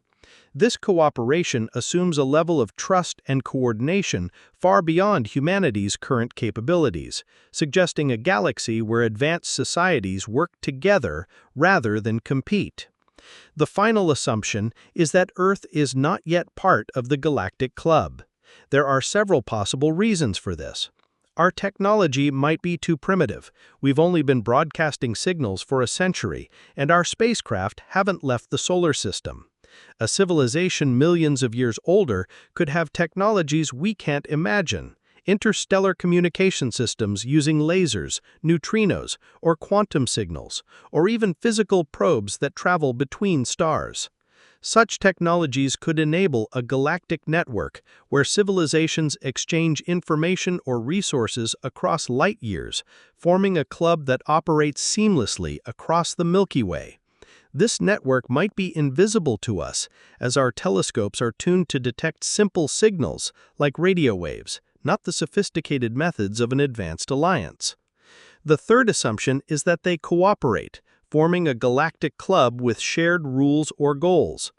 This cooperation could take many forms: a communication network to share scientific knowledge, a mutual defense pact against cosmic threats like rogue civilizations or asteroids, or an ethical agreement to protect less advanced societies.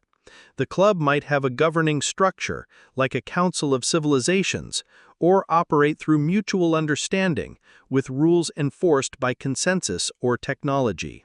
For example, they might agree not to interfere with young civilizations like ours, similar to the zoo hypothesis, to preserve our natural development or avoid disrupting our society. This cooperation assumes a level of trust and coordination far beyond humanity's current capabilities, suggesting a galaxy where advanced societies work together rather than compete. The final assumption is that Earth is not yet part of the Galactic Club. There are several possible reasons for this. Our technology might be too primitive. We've only been broadcasting signals for a century, and our spacecraft haven't left the solar system. A civilization millions of years older could have technologies we can't imagine, interstellar communication systems using lasers, neutrinos, or quantum signals, or even physical probes that travel between stars.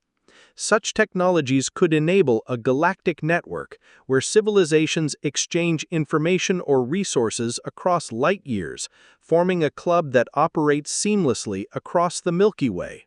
This network might be invisible to us, as our telescopes are tuned to detect simple signals like radio waves, not the sophisticated methods of an advanced alliance. The third assumption is that they cooperate, forming a galactic club with shared rules or goals. This cooperation could take many forms: a communication network to share scientific knowledge, a mutual defense pact against cosmic threats like rogue civilizations or asteroids, or an ethical agreement to protect less advanced societies. The club might have a governing structure, like a council of civilizations, or operate through mutual understanding, with rules enforced by consensus or technology. For example, they might agree not to interfere with young civilizations like ours, similar to the zoo hypothesis, to preserve our natural development or avoid disrupting our society. This cooperation assumes a level of trust and coordination far beyond humanity's current capabilities, suggesting a galaxy where advanced societies work together rather than compete. The final assumption is that Earth is not yet part of the Galactic Club. There are several possible reasons for this. Our technology might be too primitive. We've only been broadcasting signals for a century, and our spacecraft haven't left the solar system. A civilization millions of years older could have technologies we can't imagine, interstellar communication systems using lasers, neutrinos, or quantum signals, or even physical probes that travel between stars. Such technologies could enable a galactic network where civilizations exchange information or resources across light years, forming a club that operates seamlessly across the Milky Way.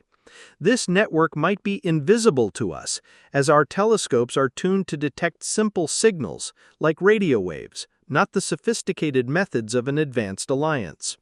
The third assumption is that they cooperate, forming a galactic club with shared rules or goals. This cooperation could take many forms: a communication network to share scientific knowledge, a mutual defense pact against cosmic threats, like rogue civilizations or asteroids, or an ethical agreement to protect less advanced societies. The club might have a governing structure, like a council of civilizations, or operate through mutual understanding, with rules enforced by consensus or technology. For example, they might agree not to interfere with young civilizations like ours, similar to the zoo hypothesis, to preserve our natural development or avoid disrupting our society. This cooperation assumes a level of trust and coordination far beyond humanity's current capabilities, suggesting a galaxy where advanced societies work together rather than compete. The final assumption is that Earth is not yet part of the Galactic Club. There are several possible reasons for this. Our technology might be too primitive. We've only been broadcasting signals for a century, and our spacecraft haven't left the solar system. A civilization millions of years older could have technologies we can't imagine: interstellar communication systems using lasers, neutrinos, or quantum signals, or even physical probes that travel between stars. Such technologies could enable a galactic network where civilizations exchange information or resources across light years, forming a club that operates seamlessly across the Milky Way. This network might be invisible to us, as our telescopes are tuned to detect simple signals like radio waves, not the sophisticated The Post-Biological Hypothesis, a tale of transformed intelligence. The Milky Way galaxy stretches across the cosmos, a vast swirl of 100 to 400 billion stars, many orbited by planets that could potentially cradle life. With billions of years since the galaxy's formation, there's been ample time for life to emerge, evolve into intelligent forms, and perhaps build civilizations capable of sending signals or exploring the stars. The Drake equation estimates how many such civilizations might exist, suggesting that even modest probabilities could yield thousands or millions of societies scattered across the galaxy. Yet, when we scan the cosmos with our telescopes, we find only silence. No radio waves, no spacecraft, no clear signs of intelligent life. This absence, known as the Fermi Paradox, raises a profound question. Why is the galaxy so quiet? The post-biological hypothesis offers a thought-provoking answer. Intelligent civilizations may exist, but they evolve beyond biological forms into machine-based or digital entities, communicating and existing in ways so alien to us that we cannot detect them, leaving the galaxy silent to our primitive tools. The post-biological hypothesis proposes that advanced civilizations, as they develop, transition from biological organisms to post-biological forms, machine intelligence, artificial consciousness, or digital entities that no longer rely on organic bodies. This transformation could involve uploading minds into computers, merging with artificial intelligence, or creating entirely synthetic beings. These post-biological societies might operate in virtual realities, live inside compact machines, or spread across space in forms we can't recognize, using communication methods far beyond our radio signals or physical probes. The Fermi Paradox's silence, in this view, arises because we're looking for biological or familiar technologies, while advanced civilizations have transcended these, becoming invisible to our searches. It's a story of evolution, where intelligence sheds its organic roots to embrace forms that redefine existence, leaving us searching for signals that no longer exist. The idea of post-biological evolution has roots in science fiction and scientific speculation, gaining traction in the late 20th and early 21st centuries as thinkers like Hans Moravec, Ray Kurzweil, and others explored the future of intelligence. While not tied to a single originator, the hypothesis emerged as a response to the Fermi Paradox, building on the realization that humanity's own technological trajectory toward artificial intelligence, robotics, and digital systems might reflect a universal pattern. If civilizations survive long enough, they may inevitably move beyond biology, reshaping their existence and communication in ways that make them indetectable to less advanced societies like ours. The hypothesis ties to the Drake equation's lifespan factor, suggesting that long-lived civilizations evolve into forms that don't align with our expectations of life. The hypothesis rests on several key ideas. First, it assumes that intelligent civilizations are common enough to arise, as suggested by the Drake equation's estimates of habitable planets and life. Second, it assumes these civilizations develop advanced technologies that enable a post-biological transition, such as artificial intelligence or digital consciousness. Third, it posits that this changes how civilizations exist and communicate, making them invisible to our current detection methods. Finally, it suggests that this shift explains the Fermi Paradox's silence, as we are searching for biological or pre-technological signals, while post-biological societies operate on a different plane. Let's explore the hypothesis by examining its core concepts. The first assumption is that intelligent civilizations are not exceedingly rare.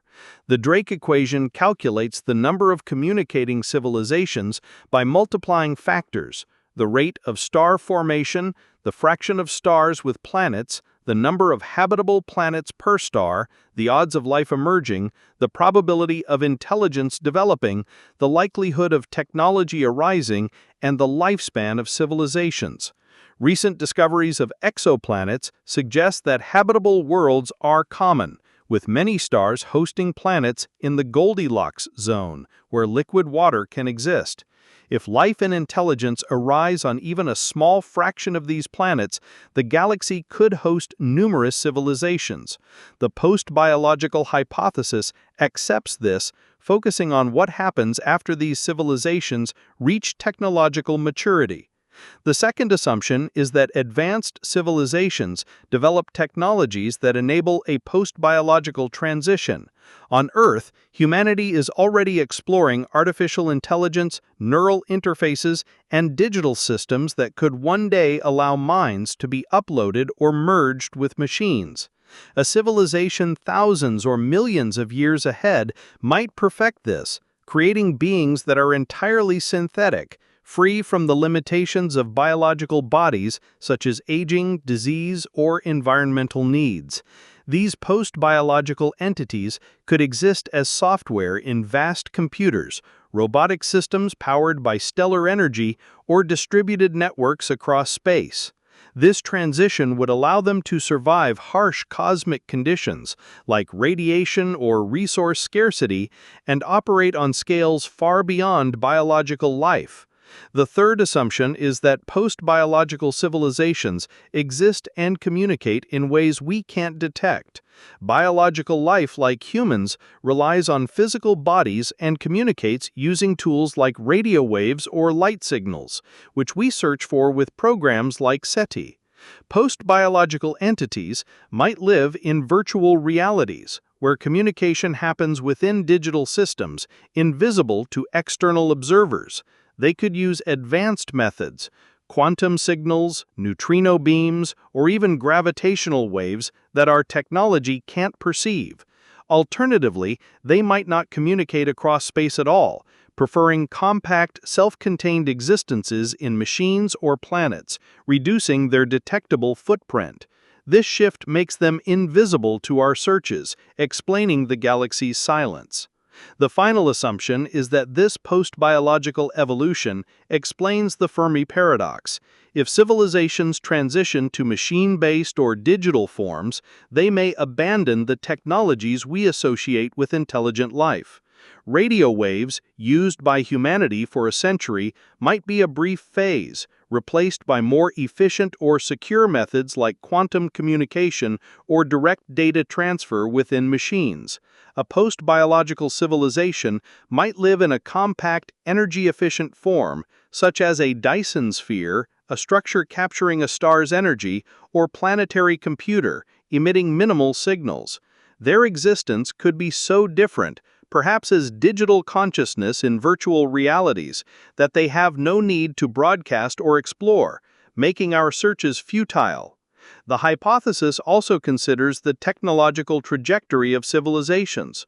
On Earth, we're exploring artificial intelligence, brain-computer interfaces, and robotics, hinting at a future where humans might merge with machines or upload consciousness.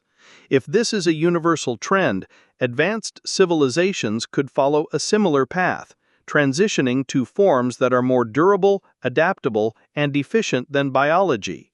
For example, a machine-based civilization could survive for millions of years, unaffected by planetary disasters or biological frailties, but its activities might be invisible to us as it doesn't use the expansive, signal-heavy technologies we expect. The post-biological hypothesis has variations. One version suggests that all advanced civilizations become fully digital, living in virtual realities where physical exploration is unnecessary. Another posits a hybrid state, with civilizations combining biological and machine elements, but their communication is so advanced it's undetectable.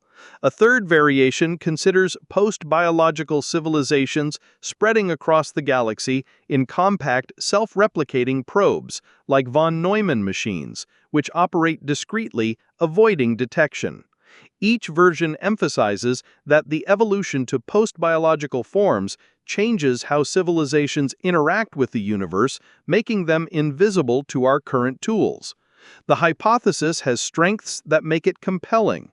It aligns with humanity's technological trends, such as AI and digital systems, suggesting a plausible path for advanced civilizations. It explains the Fermi Paradox without requiring life to be rare earth, or civilizations to collapse, self-destruction, instead proposing that they evolve into undetectable forms.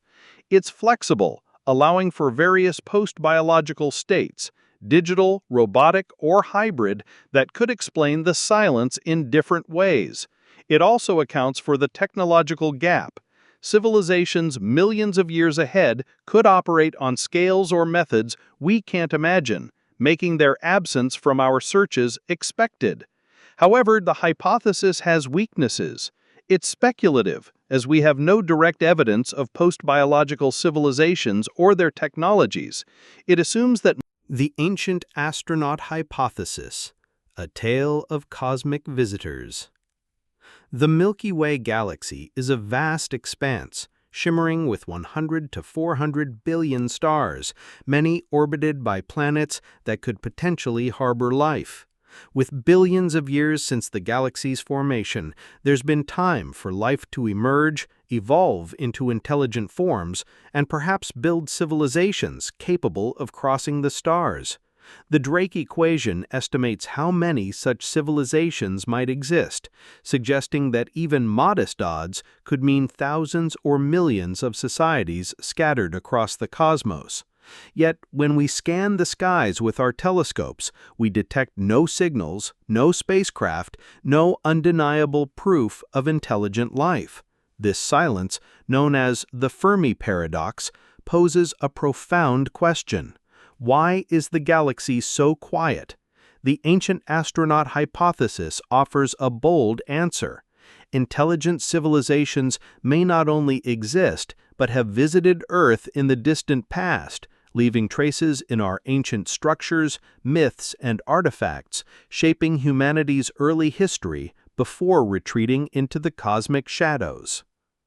The Ancient Astronaut Hypothesis proposes that extraterrestrial beings visited Earth thousands or millions of years ago, interacting with early humans or their ancestors. These visitors, advanced in technology and perhaps biology, could have influenced human culture, religion, and technological development, leaving clues in ancient monuments like the pyramids, Stonehenge, or Nazca Lines, and in myths about gods descending from the heavens. The hypothesis suggests that these aliens, capable of interstellar travel, might have seeded life, guided human progress, or simply observed us before departing, explaining why we see no current signs of them. The Fermi Paradox's silence in this view doesn't mean aliens are absent. It means their visits happened long ago, their presence now hidden or gone. It's a story of cosmic connection, where humanity's past is intertwined with starfaring civilizations, their legacy etched in our history. The idea gained prominence in the 20th century, particularly through the work of authors like Erich von Däniken, whose 1968 book, Chariots of the Gods, popularized the notion that ancient structures and texts point to extraterrestrial influence. While rooted in speculative interpretations of archaeology and mythology, the hypothesis draws on the possibility of advanced civilizations, as suggested by the Drake equation, and addresses the Fermi paradox by proposing that aliens interacted with Earth in the past rather than now. Though widely criticized by scientists for lacking evidence, it remains a compelling narrative, blending science, history, and imagination, to explain the galaxy's silence and humanity's origins. The Ancient Astronaut Hypothesis rests on several key ideas. First, it assumes that intelligent civilizations are or were common enough to produce societies capable of interstellar travel, as supported by optimistic estimates of the Drake equation. Second, it posits that these civilizations visited Earth in the distant past, during humanity's early development or even before. Third, it suggests that these visits left tangible or cultural marks, such as advanced engineering in ancient structures or stories of gods descending from the heavens in myths. Finally, it argues that the lack of current alien contact, the Fermi Paradox, could be because these civilizations have since left, gone extinct, or chosen to avoid further interaction, leaving only historical traces. The ancient astronaut hypothesis connects to the Fermi Paradox by reframing the question of silence. Instead of asking why we see no aliens now, it suggests we look to the past for evidence of their presence. If advanced civilizations visited Earth thousands or millions of years ago, their traces might be in archaeological records or cultural narratives, not in radio signals or spacecraft. The Drake equation supports this by predicting that civilizations could exist, especially if their lifespans are long, allowing them to develop interstellar travel and reach Earth in the distant past. The hypothesis shifts the focus from current detection to historical investigation, proposing that the galaxy's silence today doesn't rule out past contact. The hypothesis contrasts with other Fermi Paradox solutions. The rare Earth hypothesis argues that intelligent life is rare due to Earth's unique conditions. The ancient astronaut hypothesis assumes intelligent life is common enough to produce visitors. The Great Filter hypothesis posits a barrier to survival. The ancient astronaut hypothesis acknowledges some civilizations pass this barrier to reach Earth but are no longer active. The zoo hypothesis assumes civilizations hide to observe us. The ancient astronaut hypothesis says they interacted openly in the past. The dark forest theory sees silence as a survival tactic. The ancient astronaut hypothesis attributes it to historical timing. The Galactic Club hypothesis envisions a cooperative network. The ancient astronaut hypothesis doesn't require cooperation, only that some civilizations visited Earth. The self-destruction hypothesis argues civilizations collapse. The ancient astronaut hypothesis allows for past survivors. The post-biological hypothesis suggests civilizations evolve into undetectable forms. The ancient astronaut hypothesis focuses on their past physical presence. The ancient astronaut hypothesis connects to the Fermi Paradox by reframing the question of silence. Instead of asking why we see no aliens now, it suggests we look to the past for evidence of their presence. If advanced civilizations visited Earth thousands or millions of years ago, their traces might be in archaeological records or cultural narratives, not in radio signals or spacecraft. The Drake equation supports this by predicting that civilizations could exist, especially if their lifespans are long, allowing them to develop interstellar travel and reach Earth in the distant past. The hypothesis shifts the focus from current detection to historical investigation, proposing that the galaxy's silence today doesn't rule out past contact. The ancient astronaut hypothesis draws on specific evidence to support its claims, though these are highly debated. Ancient structures like the pyramids are cited for their precision and scale, which some argue required advanced knowledge or tools beyond early human capabilities. For example, the Great Pyramid of Giza, built around 2600 BCE, aligns with cardinal directions and contains massive stones that challenge simple engineering explanations. Similarly, the Nazca lines in Peru, giant geoglyphs visible only from the air, are seen as potential signals to skybound visitors. Myths across cultures, like the Sumerian tales of the Anunnaki or Hindu stories of Vimanas, flying chariots, are interpreted as memories of extraterrestrial encounters. Artifacts such as ancient carvings depicting unusual figures or objects are also cited as possible evidence. Proponents argue that these align with the idea of advanced beings interacting with early humans. However, the hypothesis faces significant scientific skepticism. Archaeologists and historians argue that ancient structures, while impressive, can be explained by human ingenuity, resourcefulness, and labor.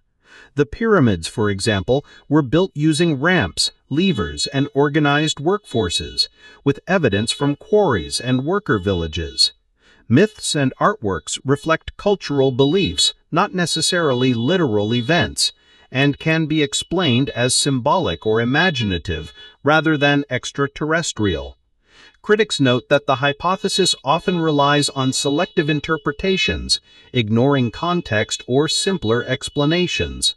There's also no physical evidence, alien artifacts, technology, or DNA that conclusively support past visits. The hypothesis is criticized for projecting modern technological ideas onto ancient cultures, underestimating their capabilities. The ancient astronaut hypothesis has strengths that make it intriguing. It aligns with the Drake equation's potential for many civilizations, suggesting that some could have reached Earth in the past. It offers a narrative that connects human history with the cosmos, making the Fermi Paradox's silence a matter of timing rather than absence. It encourages exploration of archaeological records, prompting questions about our past. Its popularity in popular culture, fueled by books, TV shows, and films, keeps the idea alive, inspiring curiosity about extraterrestrial life. However, its weaknesses are substantial. The hypothesis lacks empirical evidence, relying on speculative interpretations of myths and structures. It's not easily testable, as ancient. The Panspermia Hypothesis, a tale of life's cosmic journey. The Milky Way galaxy unfurls across the cosmos, a radiant spiral brimming with stars and their orbiting planets, each a possible haven for life. Across billions of years since its formation, there has been ample time for life to take root, evolve into complex forms, and perhaps give rise to civilizations capable of broadcasting signals or traversing the stars. The Drake equation offers a framework to estimate how many such civilizations might exist, suggesting that the galaxy could pulse with countless societies, their voices echoing through space. Yet, when we gaze into the heavens with our telescopes, we encounter only silence. No radio waves, no spacecraft, no undeniable signs of intelligent life. This absence, known as the Fermi Paradox, raises a profound question. Why does the galaxy seem so empty? The Panspermia Hypothesis proposes a compelling answer. Life may not arise independently on each planet, but instead spreads across the galaxy, carried by cosmic travelers like comets, asteroids, or even spacecraft, seeding worlds with the building blocks of life and shaping the distribution of life in ways that might explain the silence we observe. The Panspermia Hypothesis suggests that life, or its essential precursors, originated in one place, perhaps a single planet or cosmic environment, and was then transported across space to other worlds where it took hold and evolved. This process could involve microbes, organic molecules, or even the chemical foundations of life hitching rides on comets, asteroids, or interstellar dust, surviving the journey through space to land on habitable planets. Alternatively, advanced civilizations might intentionally spread life, using spacecraft to seed distant worlds. The hypothesis argues that life's presence across the galaxy might be interconnected, with many planets sharing a common origin rather than each developing life independently. This idea reshapes the Fermi Paradox, suggesting that the silence we hear could reflect a galaxy where life is widespread but unevenly distributed, or where intelligent life remains rare despite life's cosmic dispersal. The concept of panspermia has ancient roots, with early thinkers like the Greek philosopher Anaxagoras in the 5th century BCE suggesting that life's seeds might exist throughout the cosmos. In modern times, scientists like Svante Arrhenius, who proposed radiopanspermia in 1903, and later Fred Hoyle and Chandra Wickramasinghe, refined the idea, suggesting that microbes could travel between stars on dust grains or comets. The hypothesis gained traction as astronomers discovered organic molecules in space and extremophiles, microbes thriving in harsh Earth environments, supporting the idea that life could survive cosmic journeys. Panspermia connects to the Fermi Paradox by proposing that life might be common, but intelligent civilizations are not, and ties to the Drake equation by influencing the factor for the probability of life emerging on habitable planets. The Panspermia hypothesis rests on several key ideas. First, it assumes that life or its precursors can survive the harsh conditions of space and transfer between planets or star systems. Second, it posits that this transfer is a significant mechanism for life's distribution, making life more common than if it had to arise independently on each world. Third, it suggests that this process could explain the Fermi Paradox's silence, as widespread life might not always lead to intelligent or technological societies. Finally, it implies that Earth's life may have extraterrestrial origins, connecting our planet to a broader cosmic network of seeded worlds. Let's explore the hypothesis by examining its core concepts. The first idea is that life or its precursors can survive interstellar or interplanetary travel. Space is a harsh environment with extreme cold, vacuum, and radiation, but evidence suggests that simple life forms or organic molecules could endure. On Earth, extremophiles, microbes living in boiling springs, deep-sea vents, or Antarctic ice, show that life can survive extreme conditions. Experiments have exposed microbes to space-like environments, such as on the International Space Station, and some survived.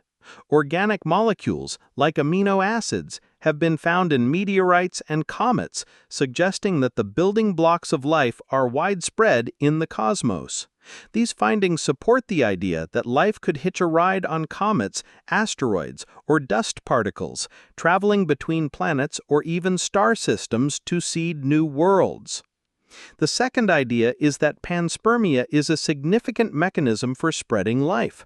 In radiopanspermia, proposed by Arrhenius, stellar radiation pushes microscopic particles like dust or microbes across interstellar distances. Comets and asteroids, rich in organic material, could crash into planets, delivering life's ingredients. For example, Earth's early bombardment with comets may have brought water and organic molecules, sparking life. Another form, lithopanspermia, suggests that rocks ejected from a planet by impacts, like volcanic eruptions or asteroid strikes, carry life to other worlds. Mars and Earth, for instance, have exchanged rocks because of impacts, raising the possibility that life could have spread between them.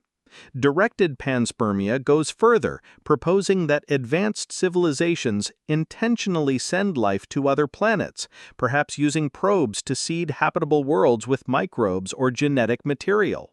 These mechanisms suggest that life could be widespread, as one origin point could seed many planets, increasing the Drake equation's factor for life-bearing worlds. The third idea is that panspermia influences the Fermi Paradox's silence.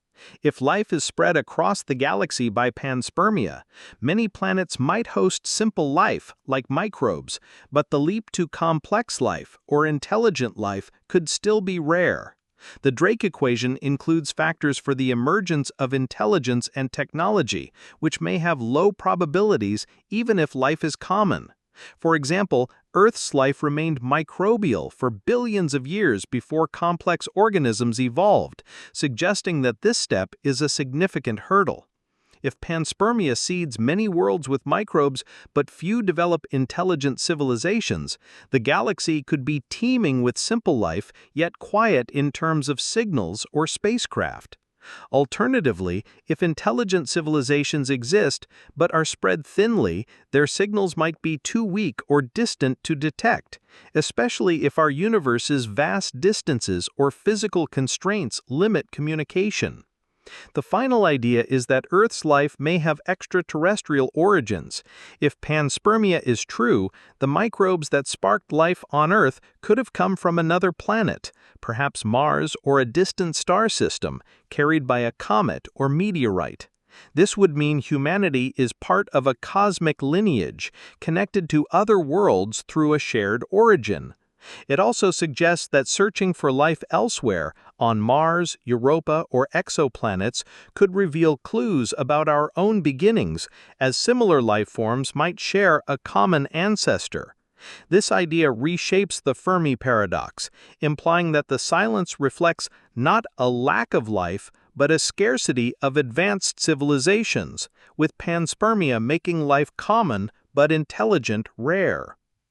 The Panspermia Hypothesis connects to the Drake equation by focusing on the factor for the probability of life emerging on habitable planets.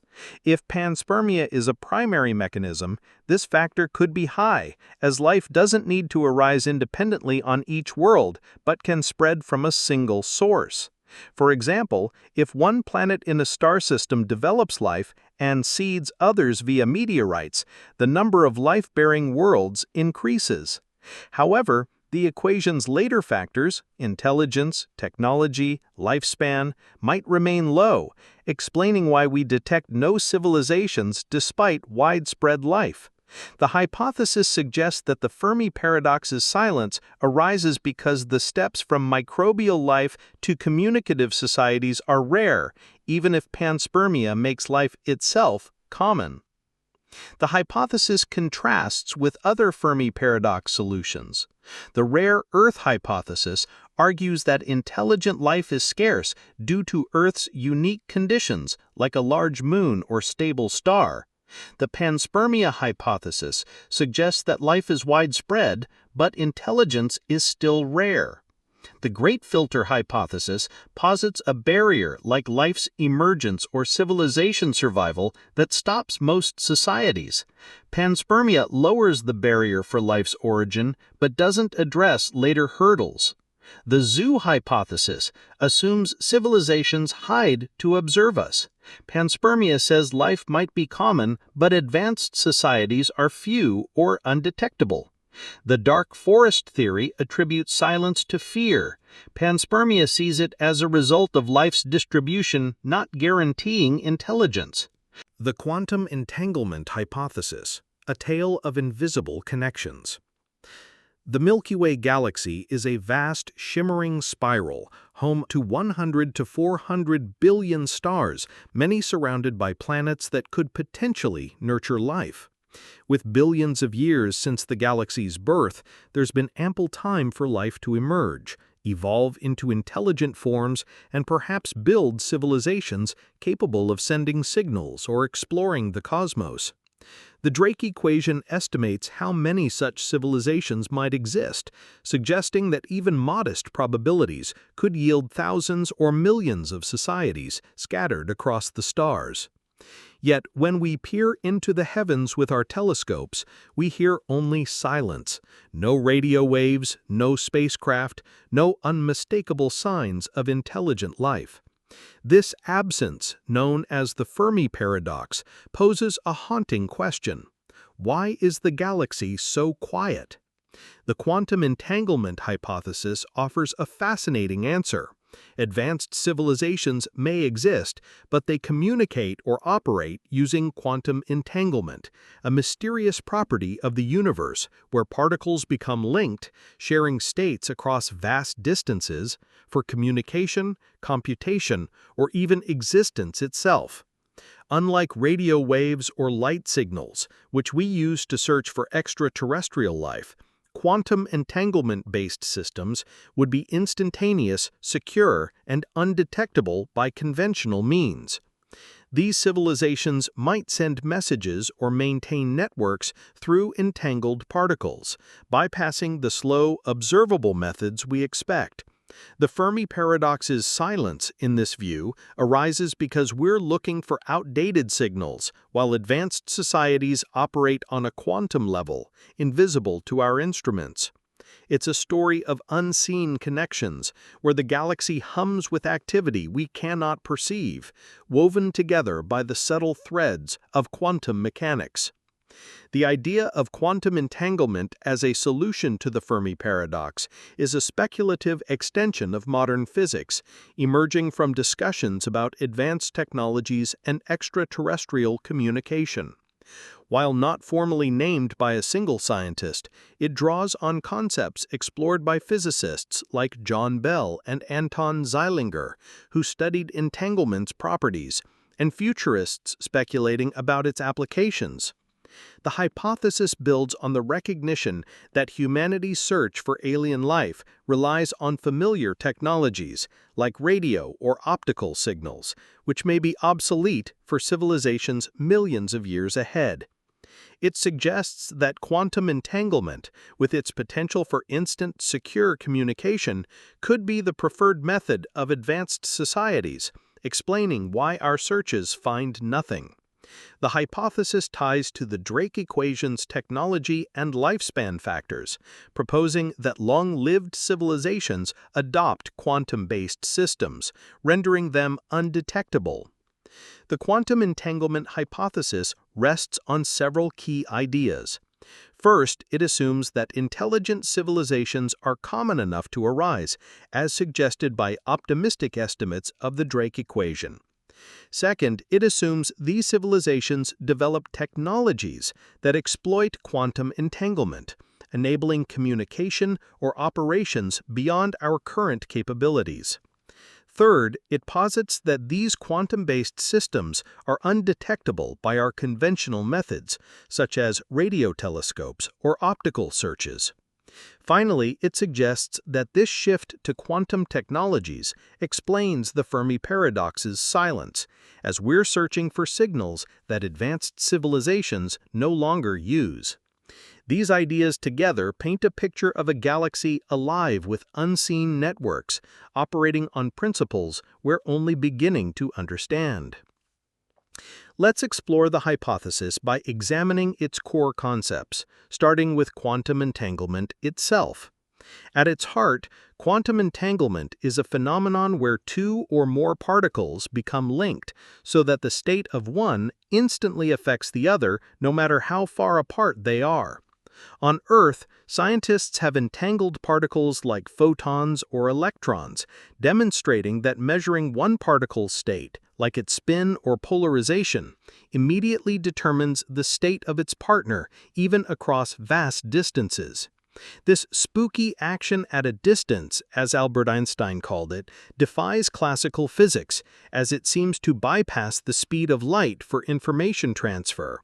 While we can't yet use entanglement for practical communication due to limitations like decoherence, where entangled states break down, an advanced civilization might overcome these, using entanglement for instantaneous, secure messaging or computation.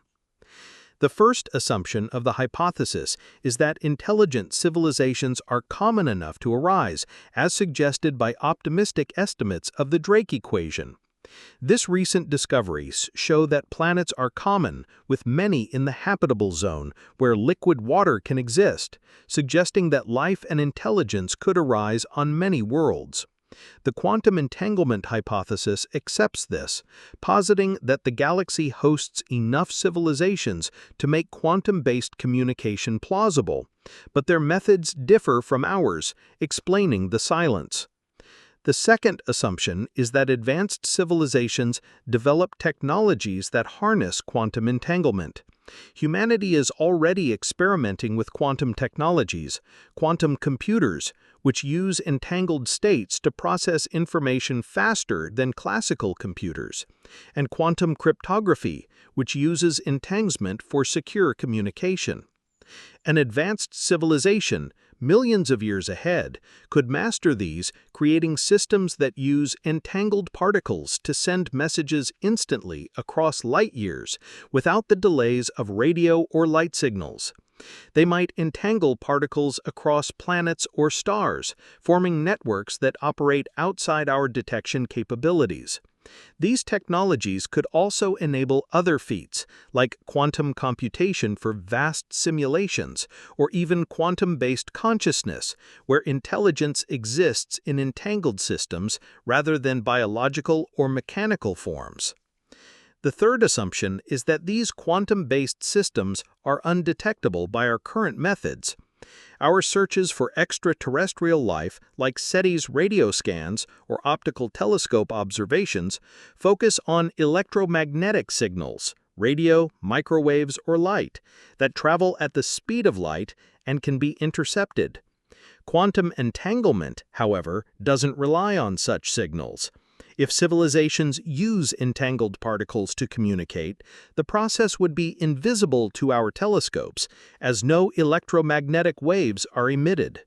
The entangled states exist in a quantum realm, detectable only by those with the paired particles, making the communication secure and private.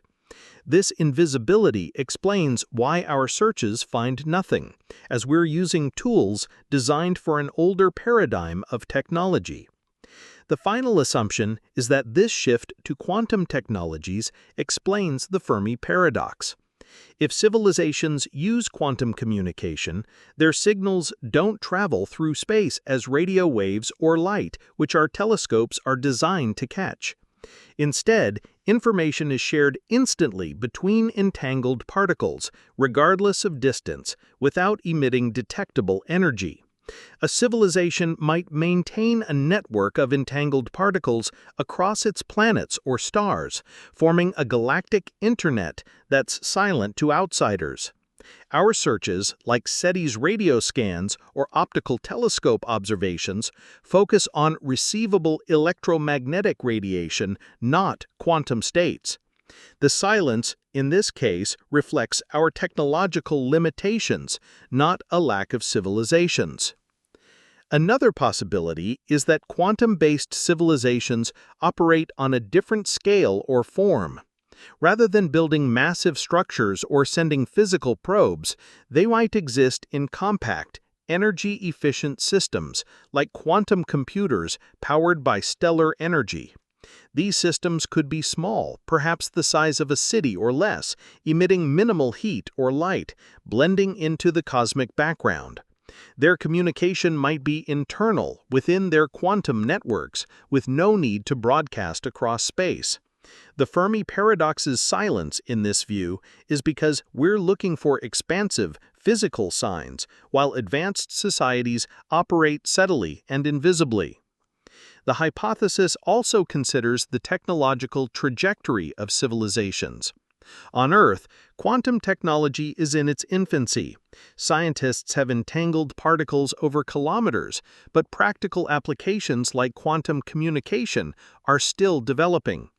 An advanced civilization, millions of years ahead, could overcome current limitations, like decoherence, to create stable, long-range entanglement systems. They might entangle particles across light years, using them to send messages or coordinate activities instantly. Such technology would be efficient, secure, and undetectable, as it doesn't rely on broadcasting energy that we can intercept. This trajectory suggests that our current methods are outdated, like searching for smoke signals in an era of digital networks. The Multiverse Theory, a tale of countless realities.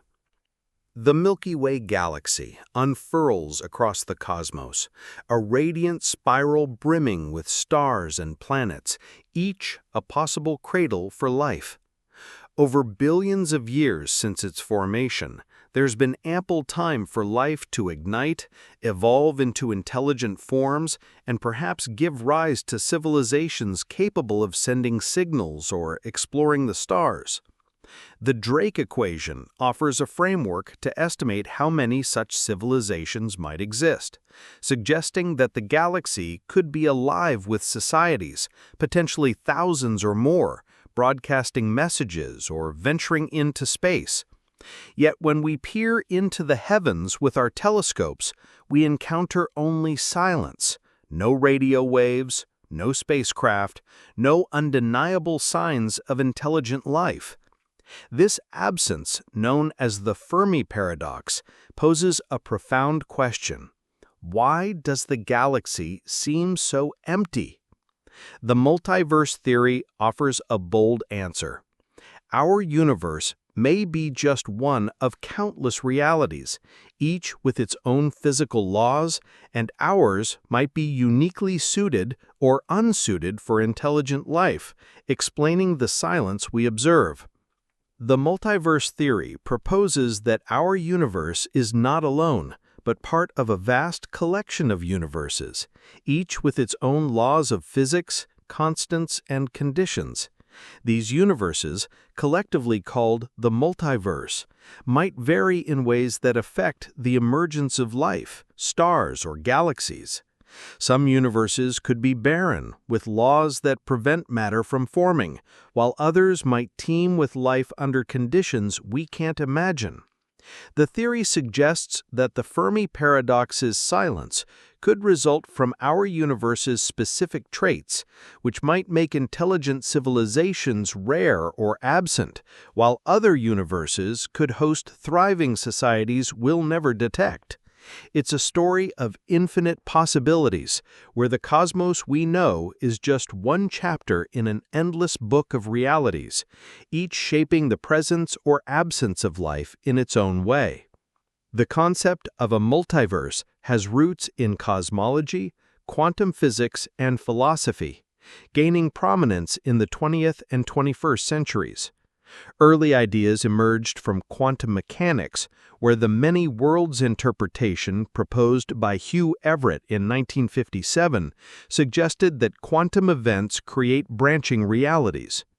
Cosmological models, like those from Alan Guth's inflation theory in the 1980s, further supported the idea of multiple universes forming during the rapid expansion after the Big Bang.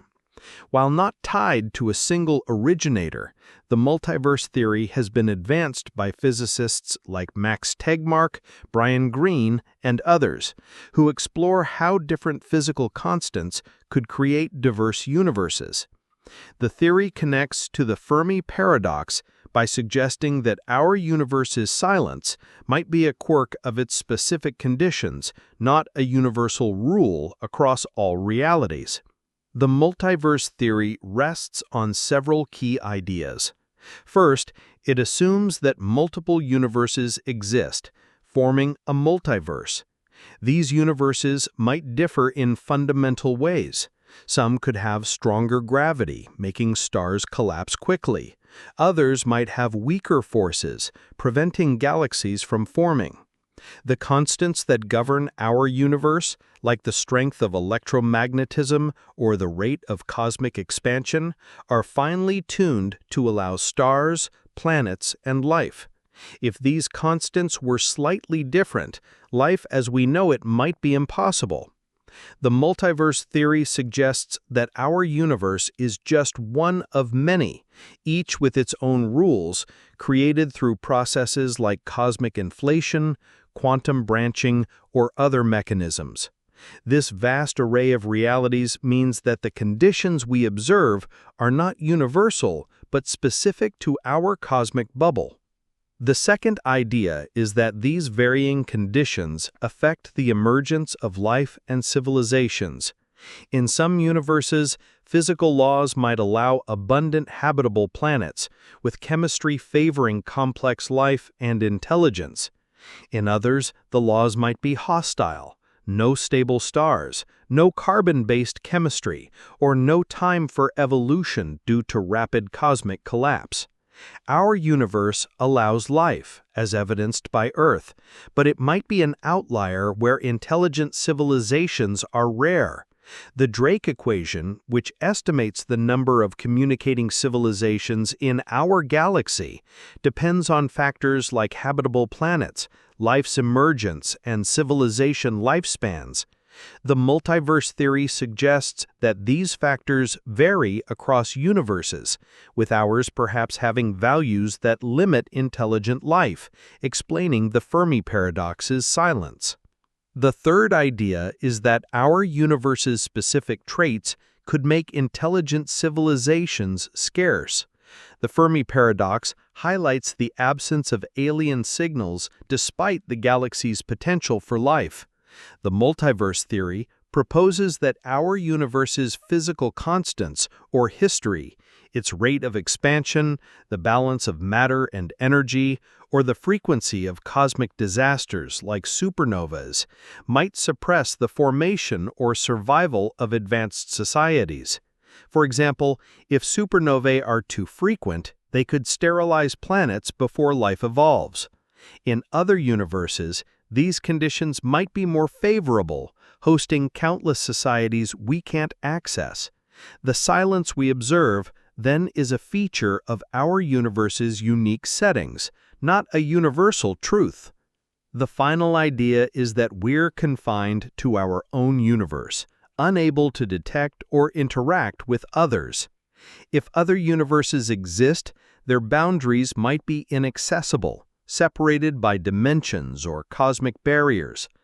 Our telescopes, tuned to our universe's physics, can't see beyond it, so we're limited to observing the silence within our own reality.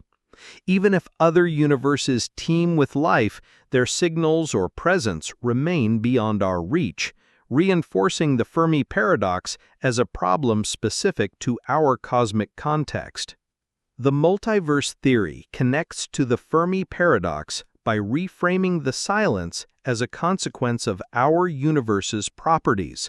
The Drake equation estimates communicating civilizations based on factors like stars, planets, and the odds of life, intelligence, and technology.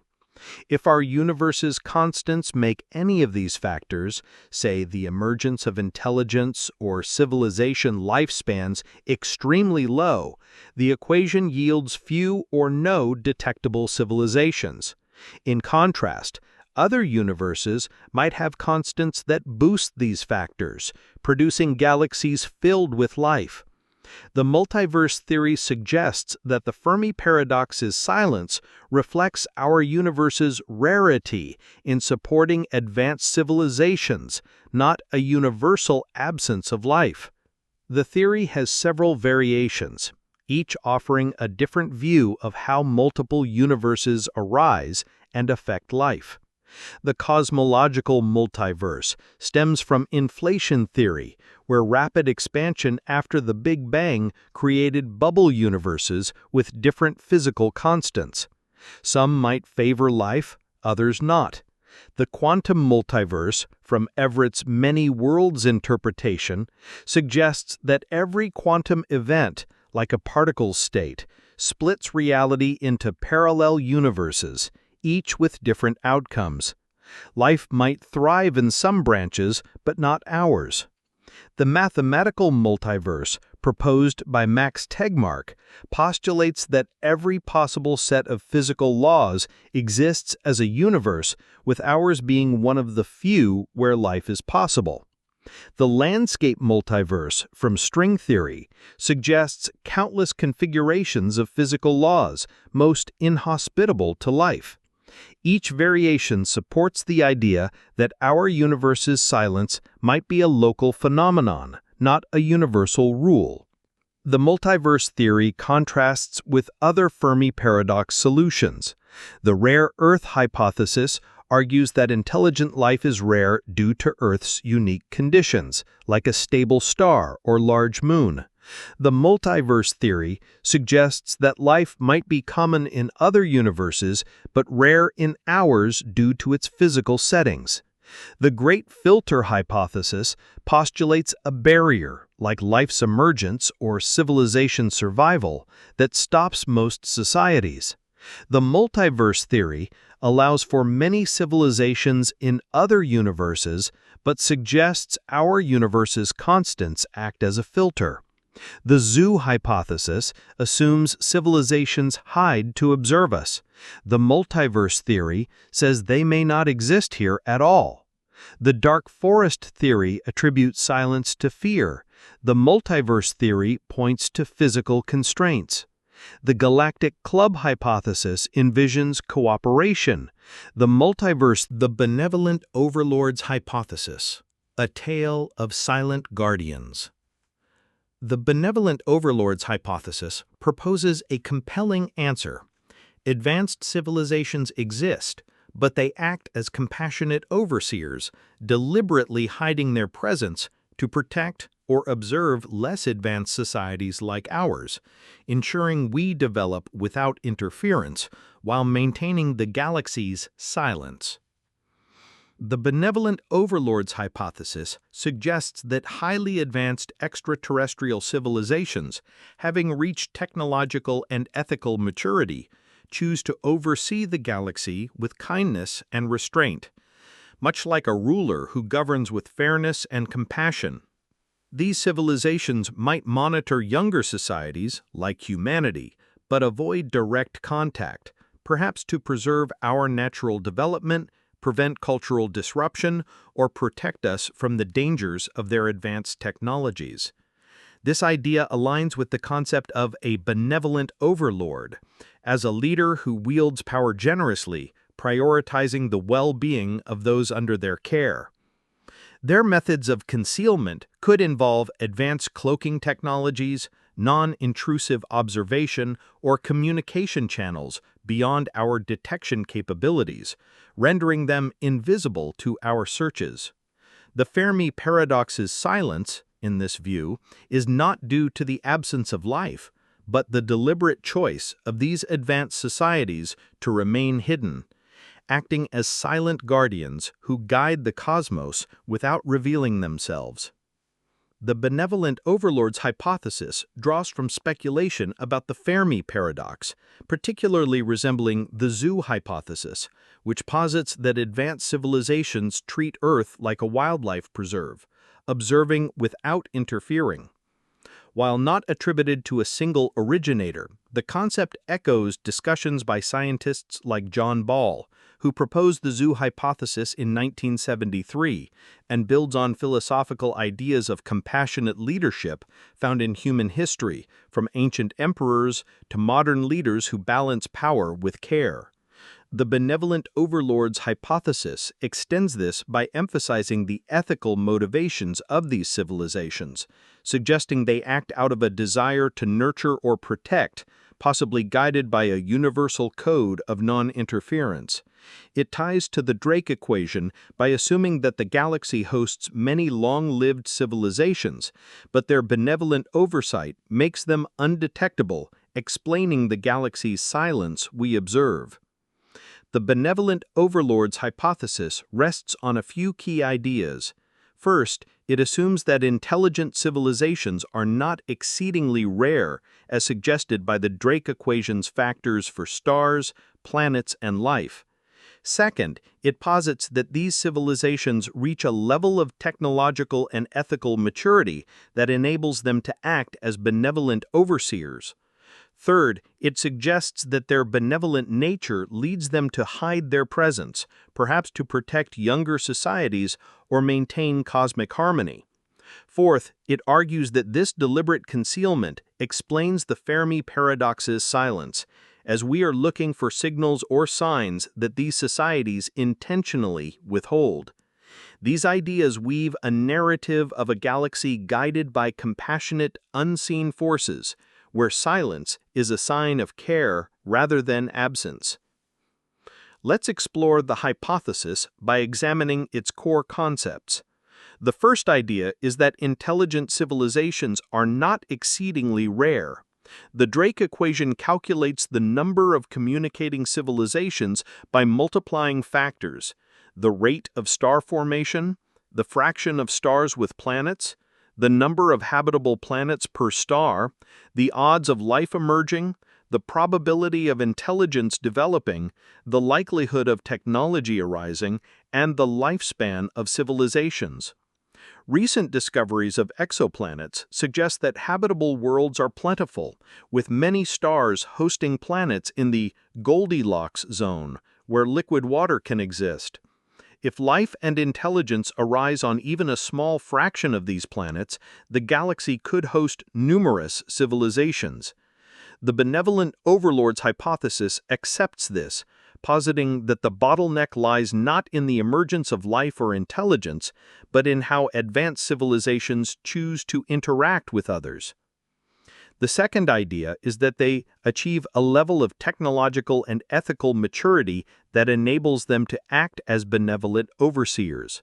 On Earth, humanity has developed radio telescopes, spacecraft, and artificial intelligence in just a few centuries, suggesting that civilizations millions of years older could possess technologies far beyond our imagination. Cloaking devices, interstellar probes, or communication channels using exotic physics like quantum signals or gravitational waves.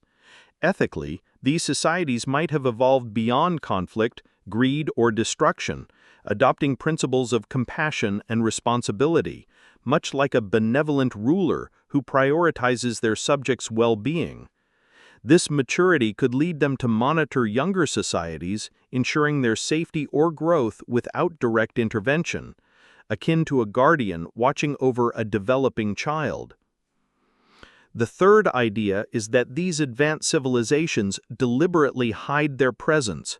This could stem from a policy of non-interference, similar to the Prime Directive in science fiction, where contact with less advanced societies is avoided to prevent cultural shock, technological misuse, or disruption of natural evolution. They might use advanced technologies to cloak their signals, habitats, or spacecraft, making them invisible to our telescopes or SETI searches.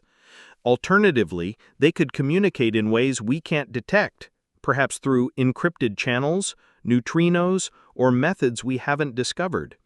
Their benevolence might also involve protecting us from threats, like deflecting asteroids or neutralizing aggressive civilizations, all without revealing themselves. This concealment ensures that we develop independently, free from the influence of vastly superior powers. The final idea is that this deliberate concealment explains the Fermi Paradox's silence. If advanced civilizations exist and choose to hide, their signals, whether radio, laser, or exotic, would be undetectable. Our searches, like SETI's, focus on familiar technologies, like radio waves, which we've used for a century. A civilization millions of years older might use methods we can't imagine, like quantum communication or signals embedded in dark matter, or they might encrypt their transmissions to avoid detection. Their physical presence, like megastructures or fleets, could be cloaked using technologies that bend light or manipulate spacetime, making them invisible to our telescopes. The Fermi Paradox's silence, in this view, is a deliberate outcome, as they ensure we see no trace of them, preserving our autonomy or protecting us from their overwhelming power. Another possibility is that benevolent overlords actively manage the galaxy to maintain order or safety. They might neutralize aggressive civilizations, deflect cosmic threats, or regulate resource use to prevent conflicts, all while remaining hidden. This could explain why we don't see signs of galactic colonization or resource depletion, as these overseers maintain a balance that keeps the galaxy quiet. Their benevolence might also extend to fostering life, perhaps through directed panspermia, seeding planets with microbes, but they avoid direct contact to let each world develop naturally. The silence we observe could reflect a galaxy carefully curated by compassionate guardians, where advanced societies thrive but remain unseen to protect emerging ones like ours. The hypothesis also considers the ethical motivations of these civilizations. A society advanced enough to span stars has a deep understanding of ethics, having survived its own technological adolescence without self-destruction. They might view interference as harmful, potentially stunting our growth or causing societal collapse, much like introducing advanced technology to a primitive culture could disrupt its stability.